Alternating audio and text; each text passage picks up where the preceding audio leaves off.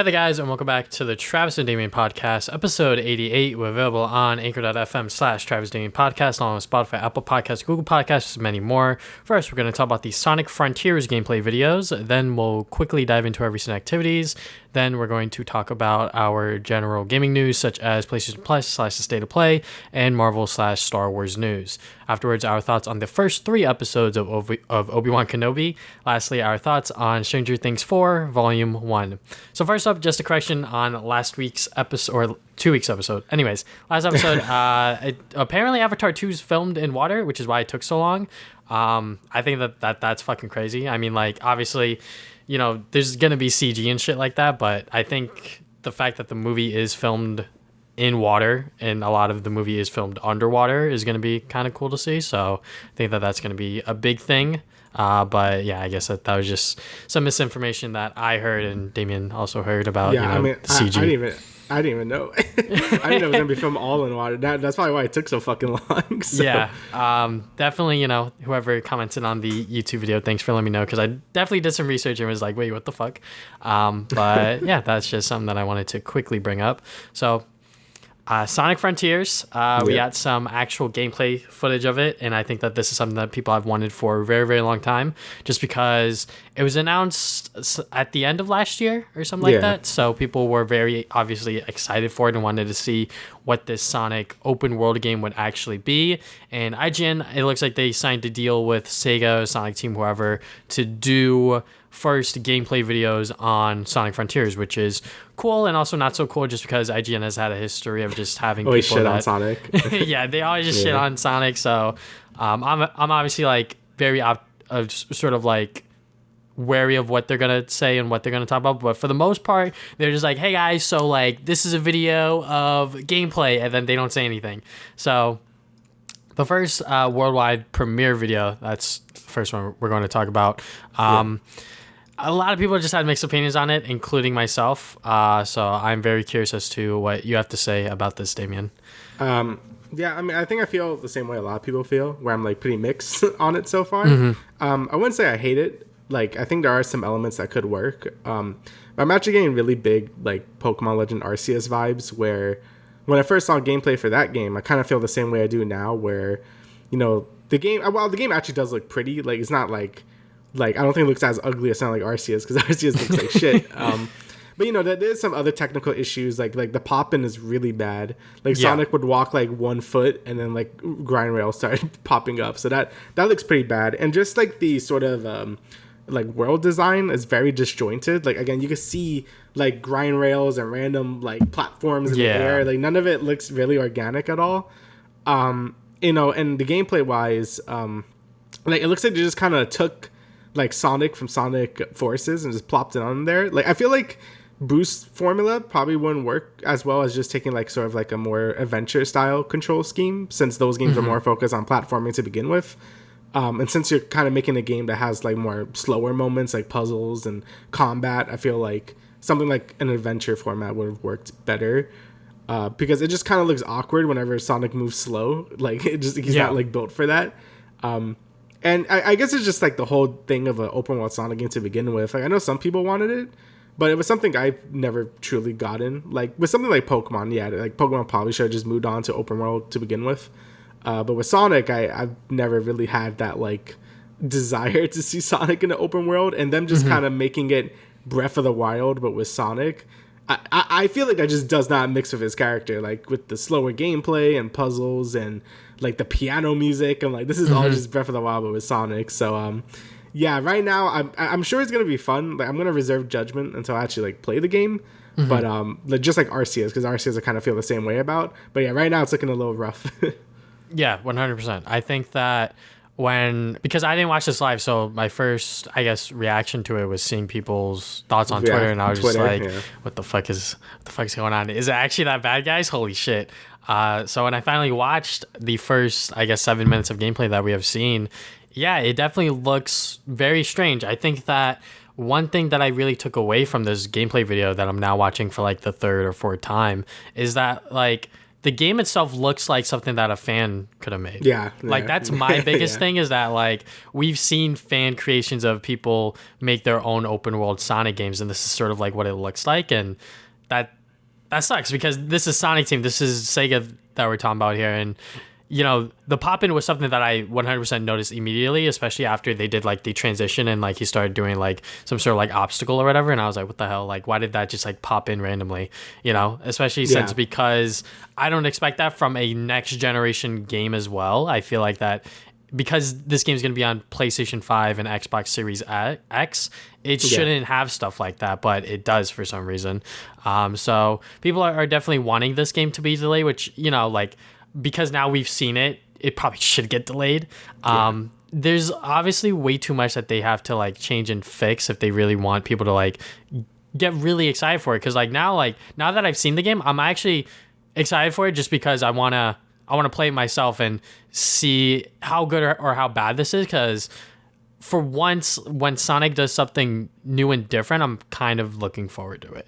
You know, I feel like the last time Sonic did something like really, really different was Sonic Lost World. And that game, like, obviously, he was like trying to do Mario Galaxy and shit like that. And that didn't really work as well. But I don't know. This gameplay video, because of the music, especially, like, I feel like when you play Sonic games, the one thing that a lot of people notice is like the upbeat music or like, you know, the sort of music that'll tie into whichever area that they're in, because they're going for this like Breath of the Wild sort of like environment aspect music. It doesn't really fit Sonic that well, and I think that that's like the biggest thing is that like when you're watching this video, it's like very quiet, like nothing's really happening, and I'm like, I'm not sure if I really like that, especially since because like you said earlier, it's not something that Sonic's really familiar with. And like the lack of a HUD as well, I feel like it looks cool, but like from like a gameplay perspective and for like me personally, I feel like that there should be, you know, something going on there with like a ring counter, a health bar, something like that, because, you know, I'm just like very confused as to like what's going on and like how like controls work and everything like that, which like we'll probably know by the end of this IGN coverage, but as of right now, it's sort of like confusing as to what's going on screen. Like, how does this work? How does that happen? Except this and that. Yeah, I mean, I think there is going to be a HUD. I think to just hide it for like the gameplay reveal. I mean, I agree with you where like, you know, I'm all down for game franchises like evolving or like being different from like past games, you know, Breath of the Wild, Pokemon, but I feel like it kind of has to fit what like what the character is. Like, I feel like soft piano music in Breath of the Wild, like open world, doesn't really fit Sonic as a character, at least to me. Like, I mean, if they wanted to do an open world Sonic game, it probably should have been something more like Mario Odyssey, where you have like more bigger levels and you could like collect a bunch of things and it's still like cartoony looking and stuff. Like, I think I would have preferred something like that over like a Breath of the Wild type deal. Because when I think of that, I'm thinking of a slower character, more exploration stuff, and Sonic is more about just going fast, right? So, I had another point. I mean, like, imagine if like we had like Sonic Colors, like the planets, right? But that was like an open world game. I think that would have suited it a lot more. And one thing that you said earlier as well was just seeing like the different obstacles just like randomly just like in the air scattered throughout the world. I'm like, yeah, that definitely does look weird, and it doesn't look organic, because like when you think of like Breath of the Wild, obviously it's like when stuff like that is in the world, it's very organic, like it meshes with the aesthetic of the world. Meanwhile here it's like you have grind rails, you have Sonic bumpers and shit like that. It's like, what the hell's going on? It looks like a lot of automation too. Like, there's not like a lot of like, I mean, that's kind of my problem with Forces, where I felt like a lot of the levels were straight up just either press boost or like you just go through a bunch of speed paths and like grind rails and you're fine. You know, I feel like Unleash and Generations did that a little. Obviously it was still like boost to win, because that's just, you know, the boost gameplay. But I felt that there was a lot more control over Sonic than like Forces, and this is looking like a lot more automation with just a bunch of grind rails and like you could climb up surfaces and stuff. It just looks like not really playing with like, I guess, like momentum or whatever. Just like, oh, let's just make Sonic go. So yeah, not really like, you know, looking forward to that. But yeah, it all just boils down to where I don't know if Sonic fits in like in a game like this. And you know, they said this is the direction they want Sonic going forward, like this sort of like, I guess, open world direction. But I'm just not really I'm not really seeing it. Again, I'm sure it's gonna be fun. Like once I'm gonna give it a chance because that's what I said about RCS and I ended up really really liking that game. So I'm gonna wait until I actually like play the game for myself and see how I think about it. Since Sonic games are so like volatile in terms of like opinion and stuff. Yeah. So yeah, I guess I'm just gonna have to wait until I actually play it. I guess we could like talk a bit about the combat as well. Yeah, I mean, like, just one last thing on the first IGN video. When you messed up that puzzle, I was like, what is going on? You guys didn't cut that out? It was like, I saw on Twitter, it's like 99% of people can't solve this. It just shows that. It's really funny.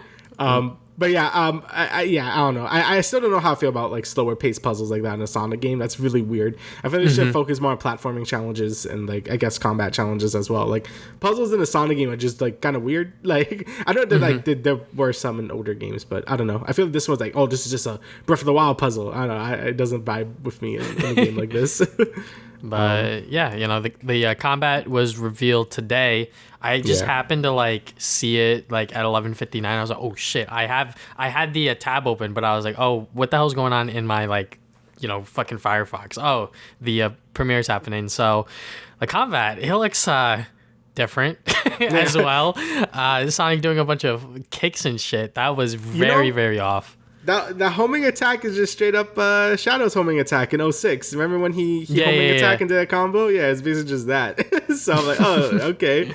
I mean, I think I prefer... I mean, Sonic games, you know, don't really have a lot of combat to begin with. It's more just homing attacks just to keep the momentum up because, you know, the game is about speed and stuff. Like, slowing down to do combat isn't what Sonic does. I mean, that's like, you know... Werehog did it. No one really liked Werehog because it's like really slow. And Sonic Boom did it, I think, too, and no one liked that either because, you know, it doesn't feel like Sonic. I feel like this is the first combat system in a Sonic game that kind of at least looks a little fast. Like, at least it uses Sonic's like speedster like nature to make a moveset. Like, you know, he has his little tornado thing he could do. He has like fast combos and like he could do like this weird like backflip into another homing attack thing. I don't know what's going on. And like these fast like kick like Sonic Wind stuff. Like it looks like fun, but I you know, I hope it's not like a main focus of the game because I mean, I'm sure that's not all Sonic could do, but if that's all Sonic could do, then, you know, it's going to get boring really fast. You know, these games are more reliant on their level design and platforming because that's, you know, the platformers. You know, platformers that have like combat systems are usually pretty dull, which is, again, why people didn't like the Werehog that much. So I'm hoping they learn their lesson and keep combat encounters like pretty scarce or just use it as like stage hazards more than like dedicated combat encounters because... yeah, like Sonic isn't like Dante. Like he's not getting for like DMC shit. So yeah, but for the most part, it looks fine. It looks like a good, I guess, evolution to what I guess a Sonic combat system should be as regular Sonic. But yeah, it looks alright. Yeah, it definitely looks kind of fun. I'm gonna be honest. Definitely not something that I think a lot of people are expecting or, you know, imagining when they think about Sonic combat. You know. Yeah. But. Yeah, I mean, like, once again, like, the sort of, like, vibes of, like, a fan-made Sonic game are still ringing through here, in my opinion, when I'm watching this new gameplay video. I'm glad that they're still keeping, I guess, like, you know, it's still Sonic doing his, you know, his homing attacks. He has, like, this circle thing that'll immobilize certain enemies. That dodge mechanic really threw me off. I was like, what the fuck? He just did, like, a sort of, like, you know, parry dodge or some shit like that. I was like, what is going on? But... yeah, I mean, I'm sure that it is fun. Is it something that I sort of see Sonic doing? Not necessarily, but if it can work sort of thing, you know? And obviously, because this is all just gameplay videos, we're just seeing it for our eyes. And until we actually get our hands on it, we don't really know. I really like the Shadow of the Colossus boss fight. Yeah. Just because it still shows that, like, with each, I guess, like, hand that he lost, it was getting harder to climb up it. Yeah. So... yeah, I mean, I'm 100% down for boss fights like this. I feel like Sonic boss fights aren't a huge sort of like major focus, I would say. Like, you know, they are definitely like iconic moments, sort of like with Chaos at the end of SA1, SA2, etc., etc. You know, the boss fights at the end of every single Sonic game are sort of recognizable, and that's sort of like what people remember the most about those games. But I feel like the boss fights themselves, when you actually play them, they're not like super amazing or super intense, I would say. Yeah, no, I agree with that. I think if they have like these big set piece like boss fights with these Shadow Colossus like type like monsters going down. Like, I think that's very unique for a Sonic game. Like, and most of that you could take them down while like going supersonic or whatever. Like that looks pretty cool. And yeah, like you said, I like how it got harder as like the phases went on with each arm going down. Like shoots a bunch of more projectiles. That actually looks pretty fun. I don't know how I think it all goes down to just how the open world is really designed. The combat looks pretty fun, but if they actually too much of it, it's probably not gonna be too fun. And I guess that just relies on how like the open world is just designed. If there's like a bunch of like a nice variety of activities to do, from like combat or exploration. If there's traditional stages anywhere, which I heard there was supposed to be traditional stages, like that would be like main story missions. You would just do like a normal like boost stage basically. That's why I've been hearing a lot. I don't know if that's true or not. And this is sort of just like the hub world to get you around. And apparently there's supposed to be more than one open world. Like this is like the first one being the grassy area. Yeah. But yeah, I guess it all just depends on like how all this stuff flows together well, and if it feels too much like busy work, right? Because the problem with a lot of open world games is, a lot of it does feel like busy work. Like I don't mind it because I'm a weirdo and I like doing stuff like that. Like I died like 100% in Horizon Forbidden West and Pokemon Arceus, so like I'm kind of weird. But not everyone's into that, like I'm sure, and especially people that are Sonic fans, right? Like I'm sure like a lot of them have played open world games. So if this game is just like, oh, climb Ubisoft towers and collect a bunch of bullshit that probably doesn't matter, then that's probably not gonna like drive a lot of people, and it might just feel like it's artificially lengthening the game, since Sonic games are notoriously pretty short like to complete. So hopefully they could keep things interesting for like a pretty okay amount of time, and the activities are just fun to do. But Sega has a lot, they had to show more. Oh, I can't remember what I was gonna say earlier. I honestly feel like revealing the game in such a raw state probably wasn't the best. I feel like they probably should just I feel like they probably should have just done like sort of an overview trailer. Like here's maybe they open up that trailer with like, here's some story beats, like what's happening, because we still don't know what the hell is happening. So like they maybe show like some story hooks to get you interested in what's going on. To do like quick, almost like the teaser we saw before all these trailers, to show like some combat, to explain how the gameplay loop is supposed to be. Like we need some more explanation, because seeing like this raw gameplay just looks boring, right? And like empty and weird. So I honestly feel they should have led with something like that instead of just going like, okay, here's raw gameplay. Like it's cool, like I like it when companies do show raw gameplay, but people are just confused because they don't know what the hell's going on. So yeah, I think raw gameplay works when it's a game or a sequel that people are already familiar with. Yeah. Like, if we got, like, raw gameplay of Spider-Man 2, shit, man. Like, I'm fucking in, If they just be showing new mechanics without explaining, like, we'll know it's new. But this is something completely different for the Sonic franchise, and something completely new that, fans have never seen before. So we're just looking at it and we're like, all right, so I guess that's a thing. Kind of mechanic, and I guess... No, go on. I was just gonna say, because Sonic's like collecting like these hearts and like weird fruit. I'm like, what is all this? Like some explanation would be nice. So, and definitely, I hope we see maybe one other world that we can explore, because obviously we've only seen like this island in this sort of grassy area. So I wonder what the story is and everything like that, obviously. But like you said, I think an overview trailer definitely would have gave Sonic Frontiers better press, but no one hates Sonic more than Sonic fans. I feel like most fan bases are like that. So no matter what they say, they're probably still gonna buy the game. Like I'm not a hater, obviously. I feel like that because we're just seeing raw gameplay of it, and it does look a little rough. If they release it like this, am I still gonna buy it? Yeah, obviously. Because like I'm gonna talk about it. Yeah, I'm gonna make a video on it either way. But I feel like most consumers, like general audiences, if you're a Sonic fan, you're probably going to look at this game and possibly buy it. I feel like you're more than likely to buy it. But if you're not a Sonic fan, you're not even paying attention to what the hell's going on here. But yeah, I mean, hopefully the other IGN first looks we get are going to be a little better, and hopefully we get more details as to what the gameplay has to offer. Maybe even like a story video to sort of explain what Ian Flynn and co are sort of writing up and conceptualizing for Sonic Frontiers, because that's definitely one of the big reasons why I'm excited for this game, is seeing Ian Flynn actually write a main series Sonic game, because he's been writing the Sonic comic books for years and years and years, and he knows these characters very well, and I wonder how the other cast of Sonic characters are going to fit into here, if at all. So Just Tails. Just Tails. That's Just it. Tails, maybe anyway. But yeah. I mean, I think it's just like a win. I mean, I'm also just gonna buy it because I'm also a Sonic fan. Like I played every mainline Sonic game. It's kind of just what it is. I mean, I didn't buy Forces till like a year later, and I kind of still felt ripped off from it because it was like $20. And I finished this game in literally 3 hours. Oh yeah. I mean, it's not always about length or anything, but that was pretty short, and it wasn't very good. So yeah, hopefully Frontiers is what the series needs. So people can actually take Sonic seriously again, or it could just further bring Sonic Team down to its knees, and Sega is just kind of like relying on like Yakuza and like Persona to like keep it up at this point. Because Sonic, this game is gonna be pretty big for Sonic, either in a good way or in a bad way. So I guess we're just gonna have to see until we play it. I'm gonna give it the benefit of a doubt because I did the same thing with Arceus. So let's see. I think it will be fun, at least. I hope. Yeah, I hope it's fun too, because the whole time I was playing Sonic Forces, which was the last Sonic Team Sonic game 5 years ago. Yeah, I was fucking dreading that shit. I was like, I gotta create my own character. I'm not creating shit. I'm just leaving it default. These classic Sonic levels, oh my lord. The modern Sonic levels weren't even that great. Yeah, no, it was just bad. Forces was not great. Yeah, story was rushed. Oh, anyways, this is war.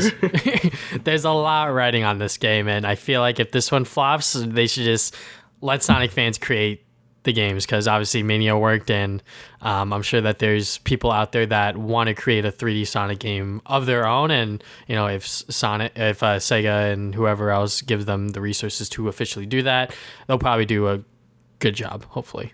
Yeah, I mean, but I'm just gonna wait for more trailers. We'll probably talk about more because IGN's like, we have like a month-long footage of the game, so I'm like, all right, fine. So it's gonna be a month-long ride for information. So I guess we'll keep updating on this game as the shit comes out for it.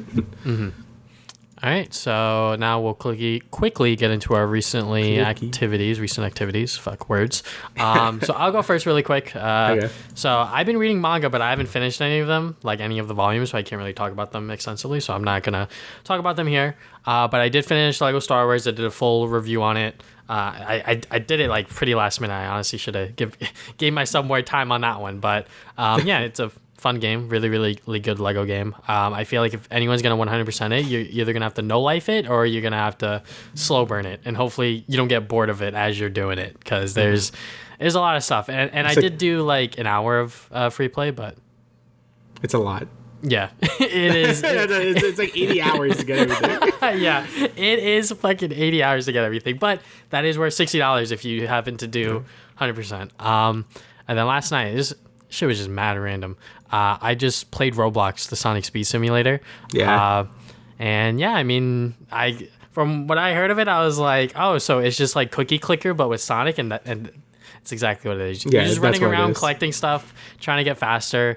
I got to the first rebirth, which is after 50 levels, and then I guess like prestige, to anyone that plays Call of Duty, when you prestige, you just reset your level. So I reset my level, and then I was like, wait, that's what the rebirths are? So I'm looking at the lobby, I'm like, this guy has 5 rebirths and he's level like 130 or some shit. I was like, what is going on, kid? Go back to school. Like, what the fuck is going on? But yeah, I mean, it's fun, you could do like races, you could do like small levels and things like that. So yeah, I played a little bit when it came out, like and it's fun. I just did it. I like rebirthed like once as well. I just want to explore the zones and stuff. The zones are pretty fun to explore. They had like some little secrets to it. Once you get fast, it feels pretty good. Obviously, you start really slow, like really slow. Yeah. But really, as you rebirth, your max level goes up, and you go even faster and faster and faster. I think it maxes out at a certain point, but it's pretty fun for what it is. Just like a fun little Sonic sandbox. So like mess around in. You can play as other characters, but they don't really do anything. Like you can play as Tails and Knuckles, but they can't like fly or glide or whatever. It's just like they just go fast. So but it's a fun thing. It looks good. For a Roblox game, the people that made it were pretty big Sonic fans apparently. So it's kind of cool that Sega like allowed them to use like assets and like official assets and stuff like that. That's really cool, and it looks like it gets updated frequently. So if you want to play as new characters and stuff, that's pretty sick. So it was a pretty cool experience. If you definitely want to play a game where you just like want to relax and chill and just like listen to a podcast, like hop in that Roblox. Like it's not as bad as people say it is, because there are some insane games on Roblox, but That's beside the point. Yeah, yeah. I never dove into Roblox too much, but when I went to play that game, I'm like, whoa, there's a lot of shit here. So, Yeah, there's a little too much. yeah, just kids Gmod. So it's how it was. All right, so so yesterday, what the hell? No, last podcast I talked about Spyro 1, and I was going to go through the other ones, and I did. I plotted all of them because they're really easy. I mean, they're not really long games to begin with. Like 3 was the longest one, which was like 7 hours if you want to 100% it. I guess that sounds long to some people, but I play like 100-hour JRPGs, so that's like this is a cakewalk. But anyway, Spyro 2 is really, really good. I think it took everything from Spyro 1, and just made it better, like how most sequels work. The game, I was kind of scared that would have too much variety in it because I talk about a lot in this podcast. So I'm not like the biggest fan of like when games have too much variety, and especially like those late 90s to early 2000s platformers always have like too much of that shit. But Spyro 2, I think kept it good. They have like these little challenges that you get your equivalent to power stars, which are like these orbs. And these challenges are, most of the time you're just as Spyro, but sometimes you do like a little mini game or like you do some other thing. And I think it's fun most of the time. Like, I think it's in small doses. It's a good time. Level design is great. I still don't like the flying stages. I don't like the flying stages like at all. I know people like them. I just don't. But yeah, Spyro 2 is great. I think like it kept all the great level design from the first game, but spiced it up with more variety, which I actually did think the first game needed. The first game was pretty, like, it was great. Like, I really liked the levels and stuff, but it did actually feel like it needed a little bit something different because it did felt kind of samey towards the end. And I think Spyro 2 added enough spice to it to make it like a really enjoyable experience. Spyro 3 did add way too much variety.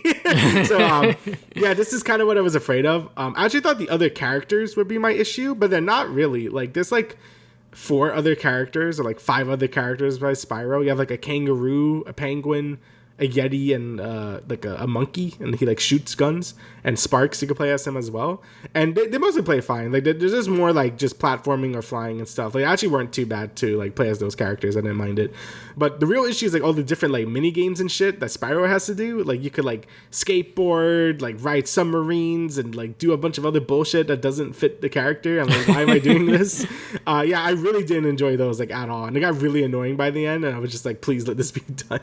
The levels were still really good. Like when you're just platforming and playing as the other characters, I enjoyed it as much as I did with Spyro 2. But a lot of those other mini games were kind of annoying, not gonna lie.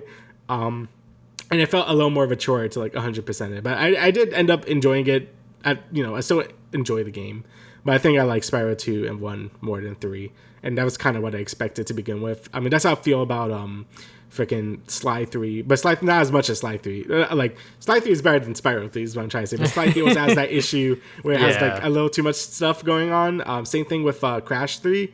Crash 3 also has way too much shit going on. I don't know what's up with like the platformers with 3, and they had like add a bunch of shit. It's kind of why I like Ratchet so much, because Ratchet is pretty consistent with what it wants to be. Jack has a lot of shit too, but whatever. Like, you know what I mean? There's a lot of variety. But yeah, it's still good. I highly recommend the series. I've done it now to make a Spyro 4. I'm ready for it, so we'll see. Yeah. The third Spyro game in the Reignited trilogy was done by Sanzora Games, I believe. They did, but they did the they did all the characters. Like, they split the development. So Toys for Bob did all the main gameplay and minigame stuff, and Shinzaru, I think, did all the other characters and stuff. And they did a good job. I think they made all the characters feel really good. I never had an issue with any of the other characters. So I think for what they did, like their part in it was pretty good, I think. So it's just the game, like Sonic made it like that. So blame sorry Sonic, but it's kind of a lot. Okay, before I talk about Chip and Dale, because I watched that too. I wasn't playing Monster Hunter Rise because the new expansion is coming out at the end of the month, which I forgot about, and I'm like pretty far behind of what I should be doing in that game. Since I beated the game when it came out, but the game was kind of like rushed to come out, so there was like a lot of things not in the game yet. So I kind of just put it to the side, and other games came out and I kind of forgot about it. So now I'm going back doing all the post like launch content, and it's really good. I love it. That's a great podcast game too. So I've been catching up with a lot of podcasts that I've been falling behind with, and it's a good time, and I can't wait for the expansion. All right, so now the Chip and Dale movie. Did you watch this? No, I didn't watch it. You didn't yet? Okay, so I'm gonna say is I actually like really enjoyed it. It's like a really big shit post, and like it doesn't take itself seriously like at all. But it's great. Like I found myself laughing like quite a lot. There's a lot of stupid jokes and stuff, but I was laughing. Like it's basically Roger Rabbit, but not as good. and that's fine. I feel like nothing attempted to be Roger Rabbit ever since that movie came out, and having like another stab at it, I think they did a pretty good job. I think, a lot of people say, "Oh, look at the reference," like, and it is kind of like that. But it doesn't feel as bad as like Space Jam 2, where it's like really like, look at that reference, look at the reference. Like Chip and Dale was a little more cynical about stuff, at least. Like they were like poking fun at more stuff, and it feels more genuine, at least.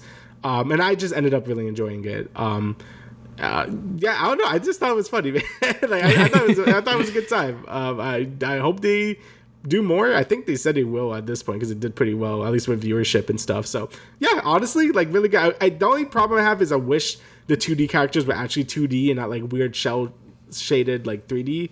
I think that would have like been better, but I know that costs more money, so whatever. But that's about it. I thought it was pretty enjoyable. So. How was the ugly Sonic parts? He shows up a lot more than you think he would. Like, shit. Yeah, so like it was really good. I really enjoyed the ugly Sonic bits. Yeah. All right, well, I'll definitely try to watch that before next episode. Yeah. Moving on from there, we're going to talk about the general news and entertainment and gaming. So first up, the PlayStation State of Play happened. So I list some games off here. I'm pretty sure the big ones. So we're just going to go like through. 3 big ones. Yeah. Go through most of them. Obviously, first up, Spider-Man is coming to PC. When they mentioned something was going to come to PC, and I saw PlayStation Studios, I was like, it's probably Spider-Man, I think. And then Spider-Man popped up, and I was like, okay, cool. So I thought it was gonna be Returnal, because Returnal was like leaked to be on PC, and I'm like, oh, Spider-Man, that's. Yeah, I feel like Returnal would be a little too soon, especially because that is a PS5 exclusive. You know, but.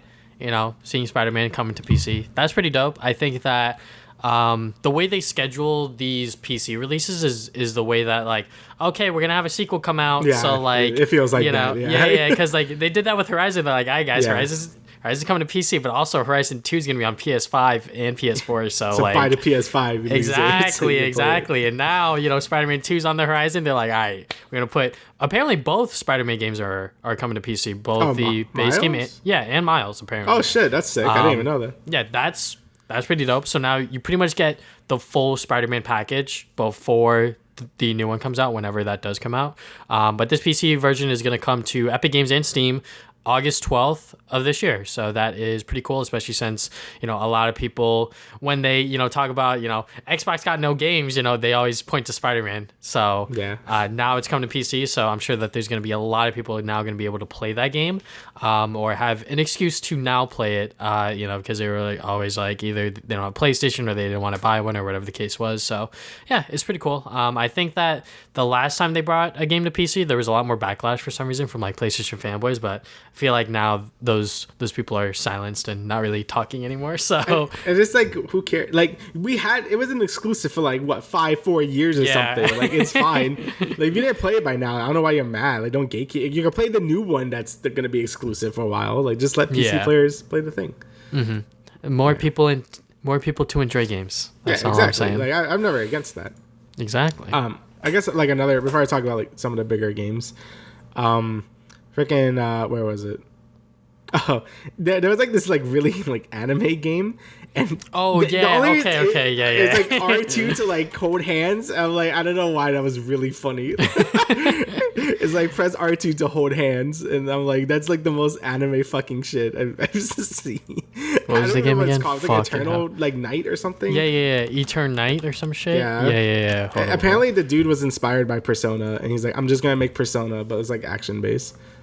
Yeah. Eternal Nights. It's also coming to Steam, early 2023. So, that was just a random fucking anime game that I was just like, what the fuck is going on? I just thought it was really funny, just like R2 to hold hands. But but the actual smaller thing I want to talk about was Stray. That game looks pretty cute. That was the game we saw.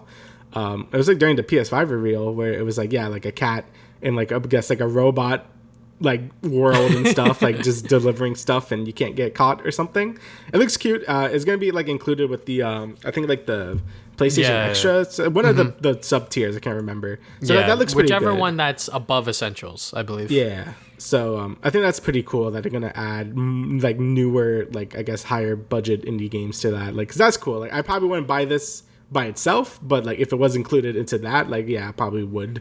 So I think that's pretty cool. But yeah, I guess I could get into the bigger stuff now.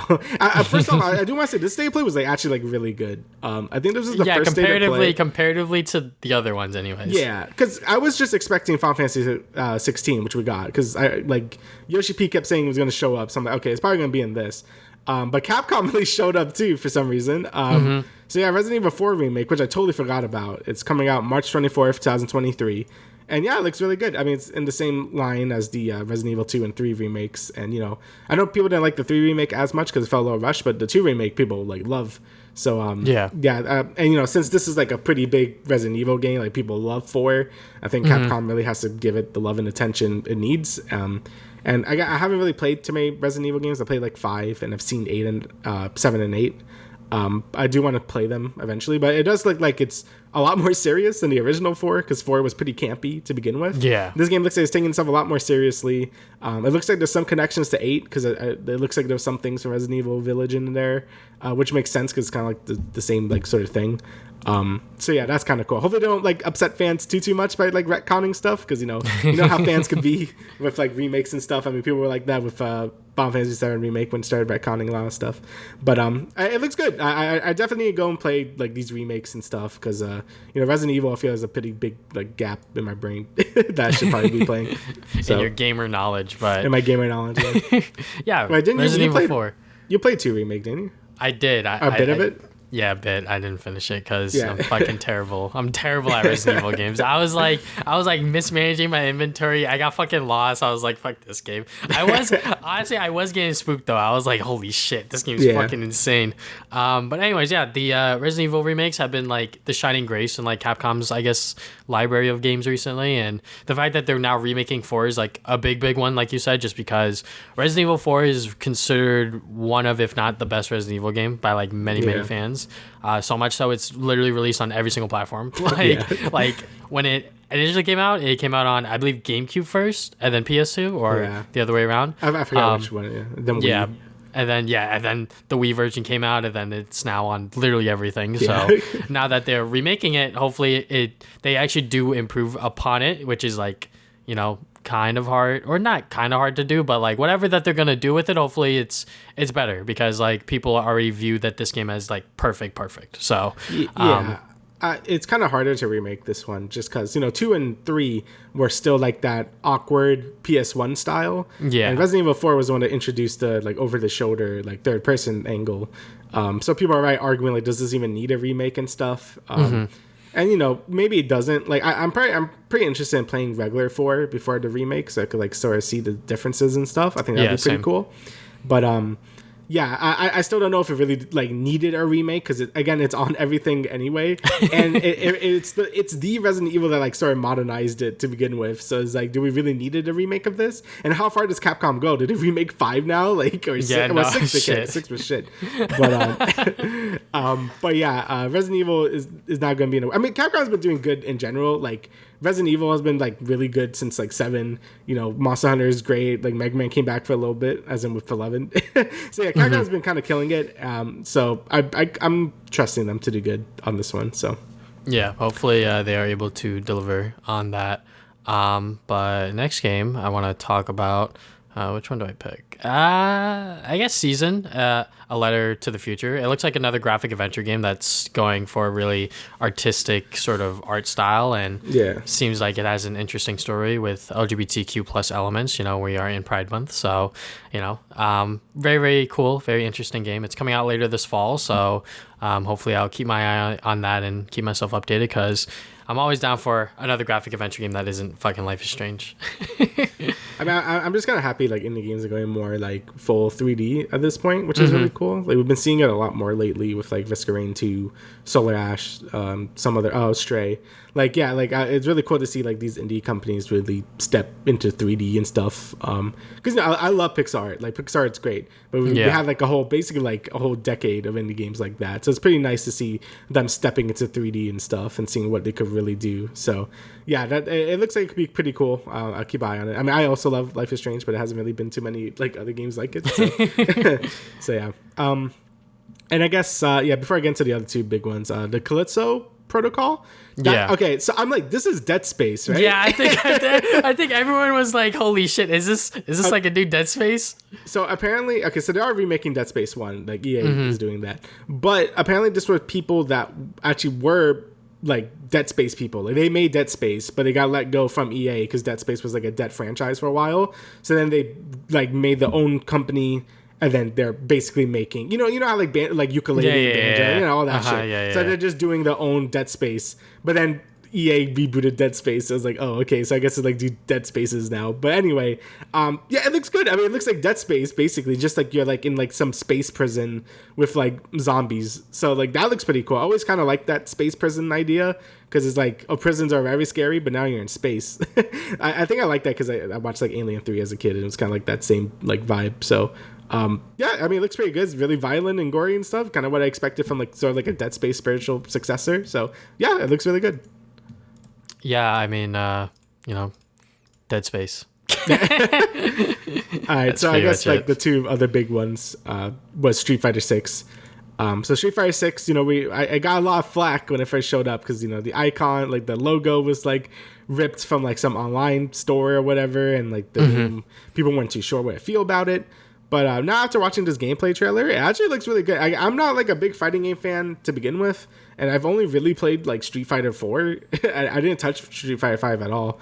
But I'm actually really glad that it looks like they're adding like a story mode. Like it looks like you create your own character and you could like start running around the city and like pick fights with people. Like that shit looks sick. Like I always like when fighting games have like a big story, like a big story mode, because I'm shit. Like I'm bad at fighting games. So me being able to play at least something and then jump into online, that's cool. Like I actually really like Soul Calibur, whatever the new Soul Calibur was, because it had like a pretty cool story mode where you create your own character and like level up and stuff. And I'm hoping this one sort of acts like that. But then for gameplay and stuff, yeah, I mean, it's Street Fighter, right? Like it looks really good. Like you're doing all the Street Fighter stuff. The game looks really pretty, you know? Yeah. So I love like the paint effects. It looks like you have like the focus attacks from Street Fighter 4. I don't know if that was in 5 or not, but it looks like it's back because it's like it's all the paint strokes and stuff. Or because yeah, so yeah, I mean it looks really good. Yeah, I mean, I just like that this game has a lot of style to it. I really like the way that they're sort of, I guess, evolving the Street Fighter look. So, but yeah, you know, it's more Street Fighter. What can I say? You know, Ryu's in here, Chun-Li's here, a bunch of new characters that I don't recognize, but I think one of them was new, like the guy drinking, Jamie. I think he was a new character. But yeah, it's good. Like Chun-Li looks great and Ryu looks great. So yeah. It was also like leaked, like all the whole roster. Yeah. I think got leaked. Yeah. I don't know who did that. I'm not gonna talk about it because I want Capcom to like destroy us, so I'm not gonna talk about it. So, but yeah, that's all I'm gonna say on that. But yeah, it looks good. And I get all these games somewhere online. Yeah, you can find it very easily. It's like everywhere. All these games, by the way, are like basically coming out next year. So like, just keep that in mind. Yeah. All right, so now the big one for me was Final Fantasy 16. This is kind of one, you know, I was kind of watching the state of play for because I was waiting for it. It's funny because I saw Yoshi P. I'm so used to seeing him for like 14 updates. I'm like, oh, what's the new 14 update? I'm like, oh, no way, it's 16, baby. So yeah, the trailer showed up, and yeah, it looks really fucking good. The combat is basically, yeah, it's DMC. They actually got a battle director from that game to like make the battle system for this game, which is sick because, you know, I already also stated on this podcast I don't really like action RPGs, or at least action JRPGs as much as like turn-based, just because I feel like they feel really shallow and like not like they're like a weird mixture of RPG and like hack and slash, and it just doesn't satisfy me in both ends. This game is just like, yeah, it's just fucking DMC. I'm like, okay, that's pretty sick. So if you can just make the whole game just DMC but with some RPG elements, then yeah, I think that's pretty cool. So yeah, the combat looks sick. It looks like there's no party members. People are really upset about that, but it looks like you could sort of like change your stance to what like summon you want to use. So you could have like Garuda or like Ifrit or like whatever, and like you have different movesets. So I think that'll be enough variety in gameplay without like different party members to like control. But it still is kind of lame. There's like no other party members, but whatever. Story wise, now I'm starting to actually understand what the hell's going on. It's basically just Attack on Titan, where you have a bunch of nations, and each person or each nation has one dude who's basically a Titan shifter, and he could turn into a summon. That's really sick. I'm like, all right, I'm kind of down with that. And it's like giant kaiju fights. Yeah, it looks really sick. I'm really down with the story beats. The gameplay looks great. Yeah, the music is so good. Soken is so good. Like, that's the main composer for 14. He's doing it for this game, and yeah, it sounds really good. And the main writer for Heaven's Word, which was again a really great expansion for 14, is writing this game. So yeah, they have a lot of great people making this game. And I'm hoping people can actually like see why it's simple over 14 so much, with like so many of the development crew onto this game. It does suck. Yep, we have to wait a whole year. It comes out summer of next year. But he said he really wants to polish the game and like make it as good as it could be. So, you know, I won't argue with that. The game looks great, and I'm very excited for it. Yeah, Final Fantasy fans eating. Yeah, for once. I mean, like, you know, Final Fantasy's kind of been in a rut for a bit. I think 7 Remake really started pulling it out because I love 7 Remake. You know, that combat system was also fantastic, and like I just liked everything about it. So it looks like 16 is going to be like Final Fantasy is back, because, you know, 13 and 15 weren't very good. So... yeah, I mean 15 was alright, but yeah, it looks really good. I'm excited. Anyways, we're gonna move on from there. We got some PlayStation Plus stuff. So the all new PlayStation Plus has come out in Asian territory. So Digital Foundry did a video on it, sort of test it out, see exactly how it worked, and obviously it's not that good. Just from the small selection of games that they were testing out, and sort of like the frame rates and sort of like the differences and how the emulation worked. It's you know, from a multi-million-dollar company that is Sony, they are just not hitting the mark on this, and it does seem a little weird. Obviously, they are still testing it out, so hopefully that when it comes to the US and other territories, it does get polished out. But yeah, it seems a little weird that they can emulate some games that are like over a decade old at this point, you know? Yeah, it's just disappointing they're using the PAL version, because it's always like, the PAL version is going to run at a lower frame rate because their TVs back then were like of a lower frame rate. But, you know, Japan televisions and American televisions weren't like that, so they could use like the normal 30 frames they used. And I keep using the PAL version because it has more language options and stuff. But, you know, that's kind of just lazy to begin with. Like, just like translate it yourself. I don't know.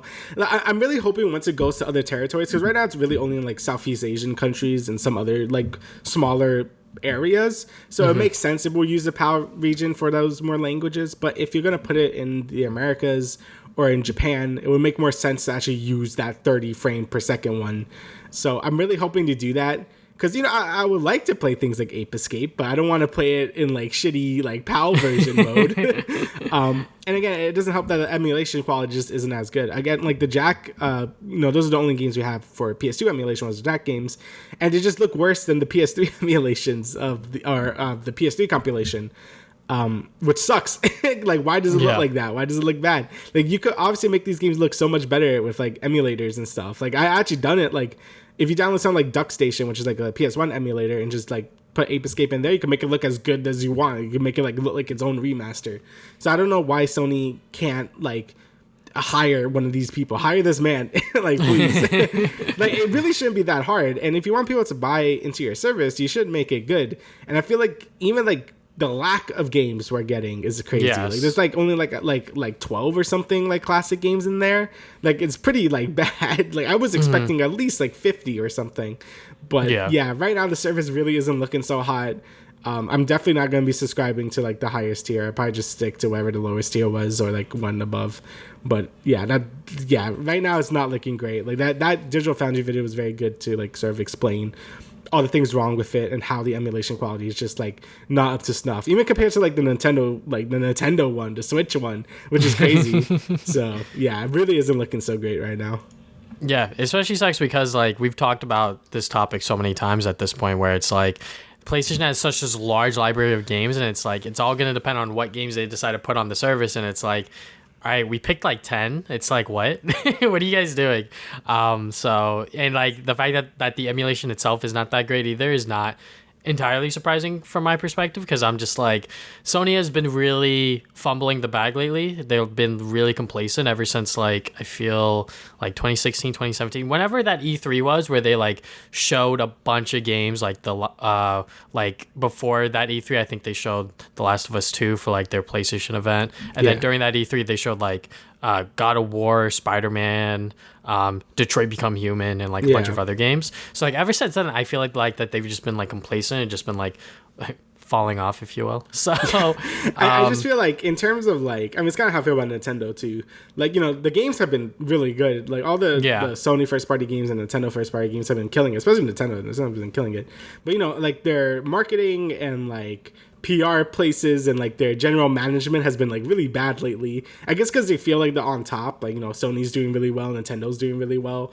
So I feel like they're just kind of like bullying like everything else and like not putting a lot of effort into stuff.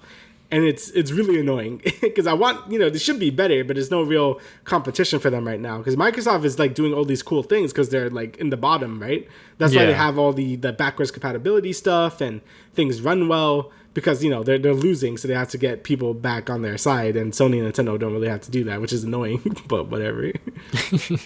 Yeah. And apparently when the service first went up, there was some sort of like error or like some glitch with like upgrading it. So users would upgrade, and instead of at a discount, they were paying the full price. So that was obviously like something that Sony obviously got bombarded with, because when you say that it's at a discount when you upgrade, it's like, whoa, why am I paying the full price all of a sudden? And this is still not clear from like my own research and sort of my own like findings, I guess. So people that stacked PlayStation Now, that was the $60 subscription at the time, before it is now converted to the PlayStation Plus Premium, which is the highest tier. So that was $60 a year, and people were like stacking it before it got converted to the double amount that it is now. So you might have to pay the full differential between to get that PlayStation Plus Premium now. So like, for example, if you stacked until 2023 is like my example, you have to pay the full amount for that full decade, which is like kind of crazy. But at the same time, it's like, how would you get around that? Like, how would Sony think of a solution to like sort of offer a like discount upgrade, you know, during like its launch period sort of thing, without having to be like, it's either full or nothing kind of thing, like, especially because like users will differentiate for like how long their PlayStation Plus subscription lasts kind of thing as well. So yeah, it does seem a bit funny though. Yeah, it's like, just let them do it. Like, I don't really understand why you gotta be so petty about it. Like, yeah, it's like 0.1% of the like player base was able to like cheat the system like that. Like, just let them do it. I feel like them doing this like gives them even more bad PR and more people like just like stop being an asshole. Just let them do it. Like, it's only gonna be a thing that happens again to like a small percentage of like people. And like you said, like I don't like, they just have not been clear about how any of the upgrading like shit's gonna work, or like how you upgrade to tiers and stuff, and how the whole transition would go down. Like, we just don't really know anything about it. Like, this whole system feels very half-baked and rushed for, like, no reason. Like, I feel like they didn't have to rush this out.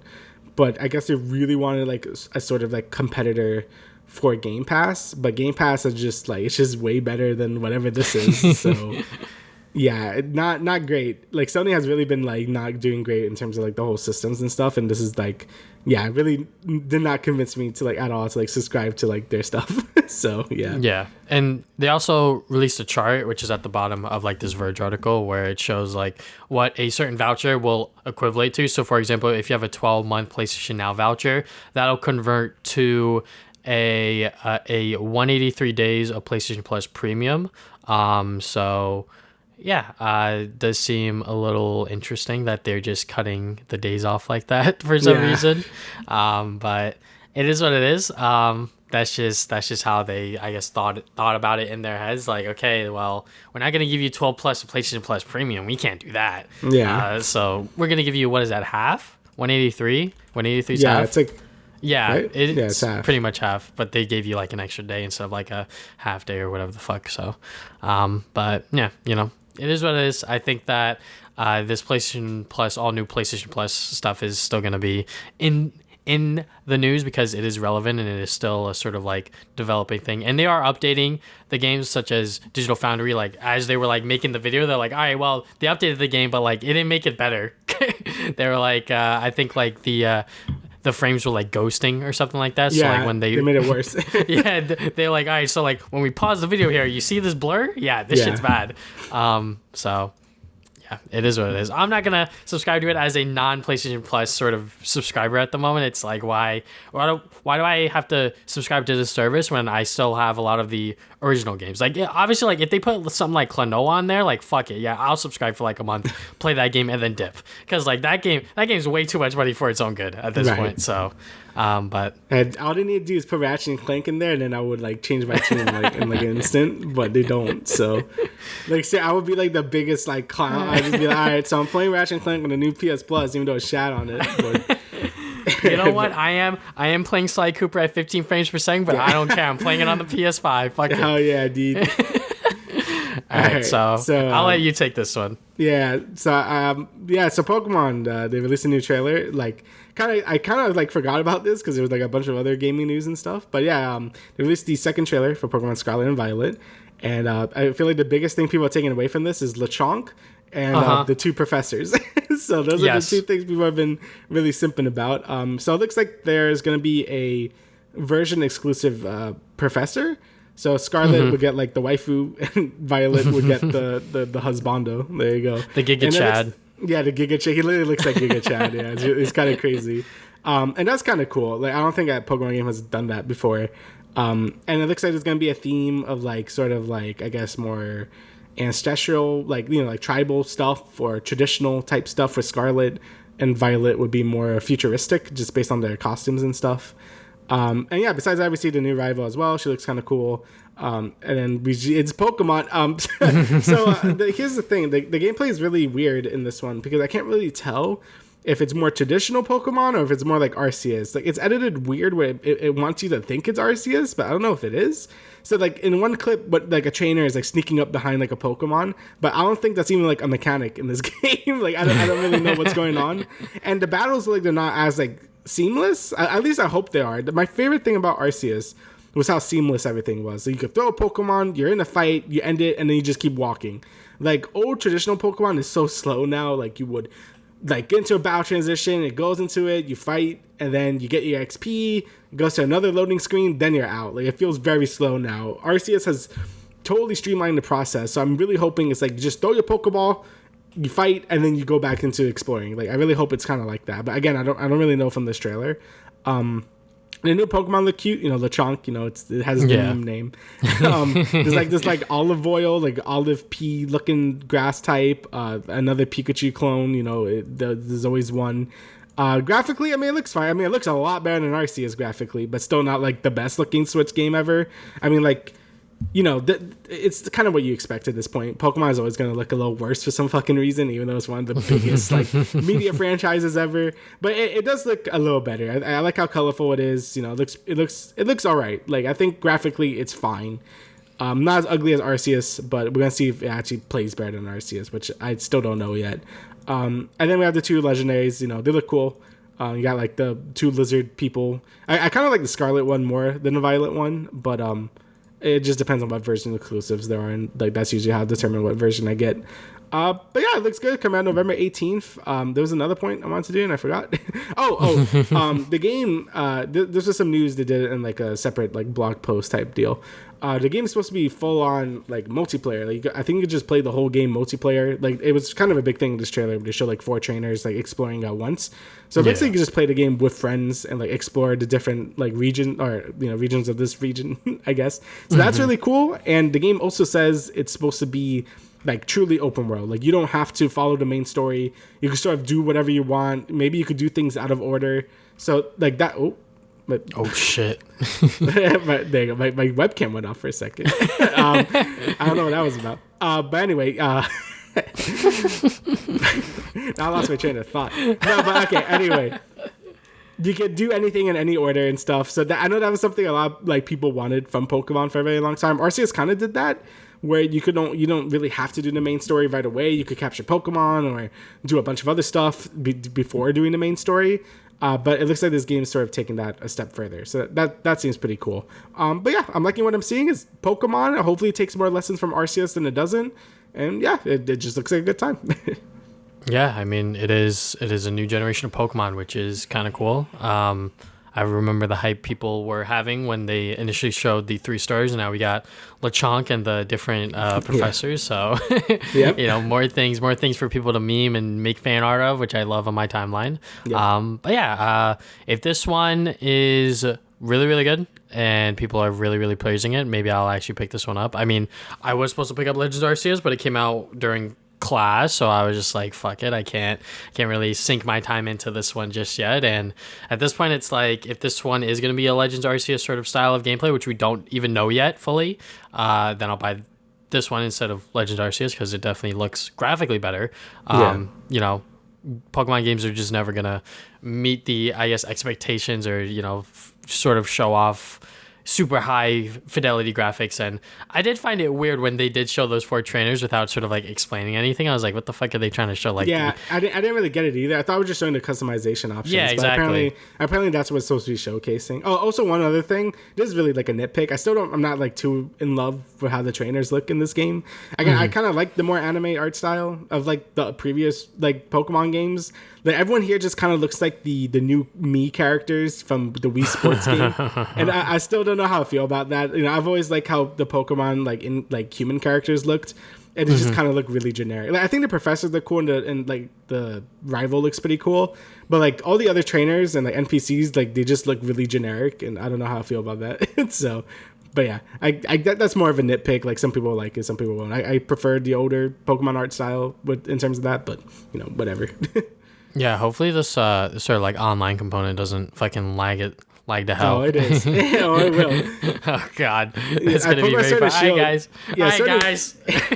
Let's play some Pokemon. Sword and Shield had something like this with the wild areas, and it was very laggy. So I'm hoping it's improved, but probably not, because exploring with your friend, that sounds pretty sick. So yeah, why not? So yeah, hopefully the game is good. I feel pretty okay that's going to be good. Like, Sword and Shield was pretty mid, so... but Arceus was really good, so I have faith in this one. I guess I'll talk about the next thing as well. Yeah, you got it. So, Destroy Humans 2 Reprobed, the guy release date, and it's coming out, like, really soon. I think it was, like, August? Hold on, let me see. I think it's like, 30th. Yep, you're correct. Yep, August 30th. It looks great. I mean, I... love Destroy Humans. This is, again, series I thought would never come back. When they first revealed the 1 remake, I was like, what? And they're bringing back Destroy Humans. If you don't know what this is, it's basically Alien GTA. That's basically the best way I could describe it. And it's great. I thought the first remake did a great job. They remade the game. Crypto felt really good to control. The only issue I had with it was the mission design is still very much like 2005. Like, it was still like escort missions and stealth missions and like all that stuff that people don't really like anymore. But the character felt like a 2020 character, like, if that makes any sense. Like, he felt very refined, but the missions around him were very faithful to, like, a fault, I think. I think Destroy Humans 2 in general was a better game to begin with, even, like, back in the PS2. So, I'm hoping this one just takes Destroy Humans 2 and, makes it prettier and makes it better. And it looks like that's exactly what they're doing. Like, the game graphically looks great. It's only on next gen consoles as well, so it won't be like brought down for PS4 or Xbox One or anything. So that's really cool as well. It looks great. Doing all the Destroy Human stuff. It just looks really good. The co-op aspect is kind of interesting. Oh yeah, the co-op was in Destroy Humans 2 to begin with as well. So you could play the whole game with like another person, and it's only split screen, which is a little lame. I know that's how it was in the original game, but they could have added multiplayer at this point. But yeah, split screen was a really cool thing. I remember playing that a lot when I was a kid with my brother. So like having like that co-op like intact is really cool. And like all the environments look really good. Like all the destruction looks really nice as well. Like the first game already looked really good, but this game looks like it's really like pushing that extra horsepower from like the next gen consoles, which is great. I really want to see more games of Ravi going to next gen. I know we're privileged and we have the next gen consoles, but I'm kind of sick of like these like old gen like bringing it down at this point. So it's nice to see a game that's fully utilizing the power of these consoles, like Ratchet and stuff. But yeah, there's also like the standalone DLC that came out for Destroy Humans 1, where it's like a multiplayer thing. I have it. Yeah. Because it was Carnage or whatever? Yeah. I think it's just the challenges from Destroy Humans 1, but you can play with other people. I have it. Because if you pre-order Destroy Humans 2, which I did, you get it for free. So I'm like, all right, sure, I'll do that. I haven't played it yet, so I'll probably talk about it next podcast. But yeah, it looks great. I'm very excited for it. Yeah, it looks pretty good. I hope that more third-party developers decide to stick to the new generation and not, keep going back to PS4, Xbox One, because, it is very hard to develop for four versions of a game at once. So, if you only have to worry about two, and those are the current platforms of, I guess, gaming consoles today, I think that is the way you should go, especially since because they are more powerful for a reason. There's a reason why, this is called the new generation or the next generation or whatever. So, but yeah, this game itself, it looks pretty good. I have not actually finished this one myself when I played it back on the PlayStation 2, but I'm excited to jump into the remake eventually, and then hopefully I'll dive into this one and get my thoughts on it. But yeah, I mean, they're really short. I mean, but 2 is a lot longer, but it's also better. So, yeah. All right, so next we got some Marvel news. First, we got a trailer for Thor: Love and Thunder. We actually finally get to see more of this movie and I guess get a better idea of what this is about. So, yeah, I mean, Taika Waititi is back behind the camera once again, and we got the Guardians here. We got Thor once again, and it looks like that they're sort of playing more towards, I guess, like the comic book look of Thor and stuff like that, which I can appreciate. And Jane Foster sort of becoming Thor herself and telling that story and everything like that. Still taking obviously elements from the last Thor movie, which everyone loved, Ragnarok, pretty much. I feel like that is a universally loved Thor movie. People will say that it is the best, but that's kind of easy to say. Christian Bale as the villain, he looks fucking menacing. I will say that. He looks great. I honestly forgot that was Christian Bale until I went on Twitter. People were like, "Oh shit, that is Christian Bale." So honestly, if the movie fucks up the villain, it's not Christian Bale's fault, in my opinion. But that's just me. I don't think they will. Like, I'm putting some trust into this. Like, I mean, I already thought it was gonna be good, but watching this trailer, I'm like, yeah, it looks really good. We always talk about this, but it's funny how Thor went from probably one of my least favorite Avengers into one of my favorites just because of like Ragnarok and like his role in some of the Avengers movies. And it looks like this movie kind of has that same energy to it as well. And I think Jane Foster could hopefully shine more than she did in like the other Thor movies. Because I never like really cared about his other friends in like Thor 1 and 2. To be honest, I always just forgot about them. It wasn't until the one girl showed up again in WandaVision, right? It was didn't she show up? The other girl, like the smart one. I forgot what her name was. Oh, but, yeah. I forget what her name was too. Yeah, but. So her, and then like now Jane Foster is back and she's like Lady Thor now. So hopefully the characters are just like more expanded upon and not just like kind of just there, because they didn't really do anything. I think like they did some things, but it wasn't like that important. So yeah, it's pretty cool to see her there. She's buff. She has really buff. Natalie Portman plays her, right? I forgot. Yeah, Natalie Portman. Yep, that is her. That is her. Yeah. So yeah, she got buff and it's pretty sick. And her costume looks really cool too. It's cool that Monier is like all like broken and stuff, so she could like split it and stuff and like hit people with the shards. That's really cool. But yeah, no, it just looks great. Like the humor looks like it's still there, like what we expected from Ragnarok. The visuals look great. And yeah, I'm just excited to see another Thor movie now. We both like Multiverse of Madness, so I'm excited to see like another big budget Marvel movie, because after watching so many of the shows, it's nice to see like the the movies again. You know what I mean? So yeah, 100%. And this movie coming out so soon, next month, July 8th. That's crazy. Yeah, that is kind of crazy, because this is a movie that I think a lot of people were looking forward to when it was initially announced, and now that it is coming out, it's sort of not real yet, in my opinion. I'm like, holy shit, we're gonna see another Thor movie in theaters very, very soon. So hopefully it's good. Very much looking forward to it. And this is, I guess, like the second trailer that they've shown kind of thing, and we are so close to it. So yeah, I do like this idea of Marvel not showing a lot until the movie does start to, I guess, come out and stuff. So there is one thing I don't really like about is the CG fucking helmet that Jane Foster has. It's like very noticeable, but that's just me being a fucking nitpicker. Maybe, I don't know. I mean, they never keep the helmets that long to begin with. Like, you usually wear it and then they get rid of it like as soon as the first fight starts. It like gets destroyed, so it probably won't be there for that long. So I feel like they always just do that to be like, look, we're comic accurate, and then they get rid of it so you can see the actor face. So that's usually what they do. Yeah. But yeah, no, it looks good. I forgot it was so soon. Yeah, July 8th, right? Yep. So you're gonna be talking about that one very soon. Yep. All right, so now we got a shit ton of Star Wars things to talk about. So Jedi Survivor, or Star Wars Jedi Survivor. This is the sequel to Jedi Fallen Order. Yes, sir. Yeah, always. I don't know why I always mess up that name, by the way. So, but anyway, that game was really good. Did you beat it? I did not finish it, but I know elements of it. So okay. But yeah, I heard that it is very, very good, and Yeah, so, I really want to play it just because of all the Star Wars stuff that's been happening. So. Yeah. So I played it and beat it, and it was really good. I wish it was a little less Dark Souls with some elements because I feel like it didn't really fit too well with the gameplay. But like the actual like lightsaber combat, the story and characters, I thought it was all really, really good. And it looks like this game is still following Cal, which is cool. Cal was a really cool protagonist with his little droid. I forgot what his name was, but yeah, it's like BD1. Yeah, BD1. Yeah. And it looks like it's kind of just like a few years in the future. It looks like things are a lot more dire now. I don't know who's that in the pod. People are saying it's Starkiller from like Force Unleashed. I don't know if that's true or not, but that'd be kind of cool to sort of retcon him back into the canon since, when Disney bought Star Wars, it kind of like eliminated a lot of elements. So it'd be a cool way to bring Starkiller back. But yeah, it looks really good. I mean, there's not any gameplay at all. It's kind of just like setting up like what's going to be happening.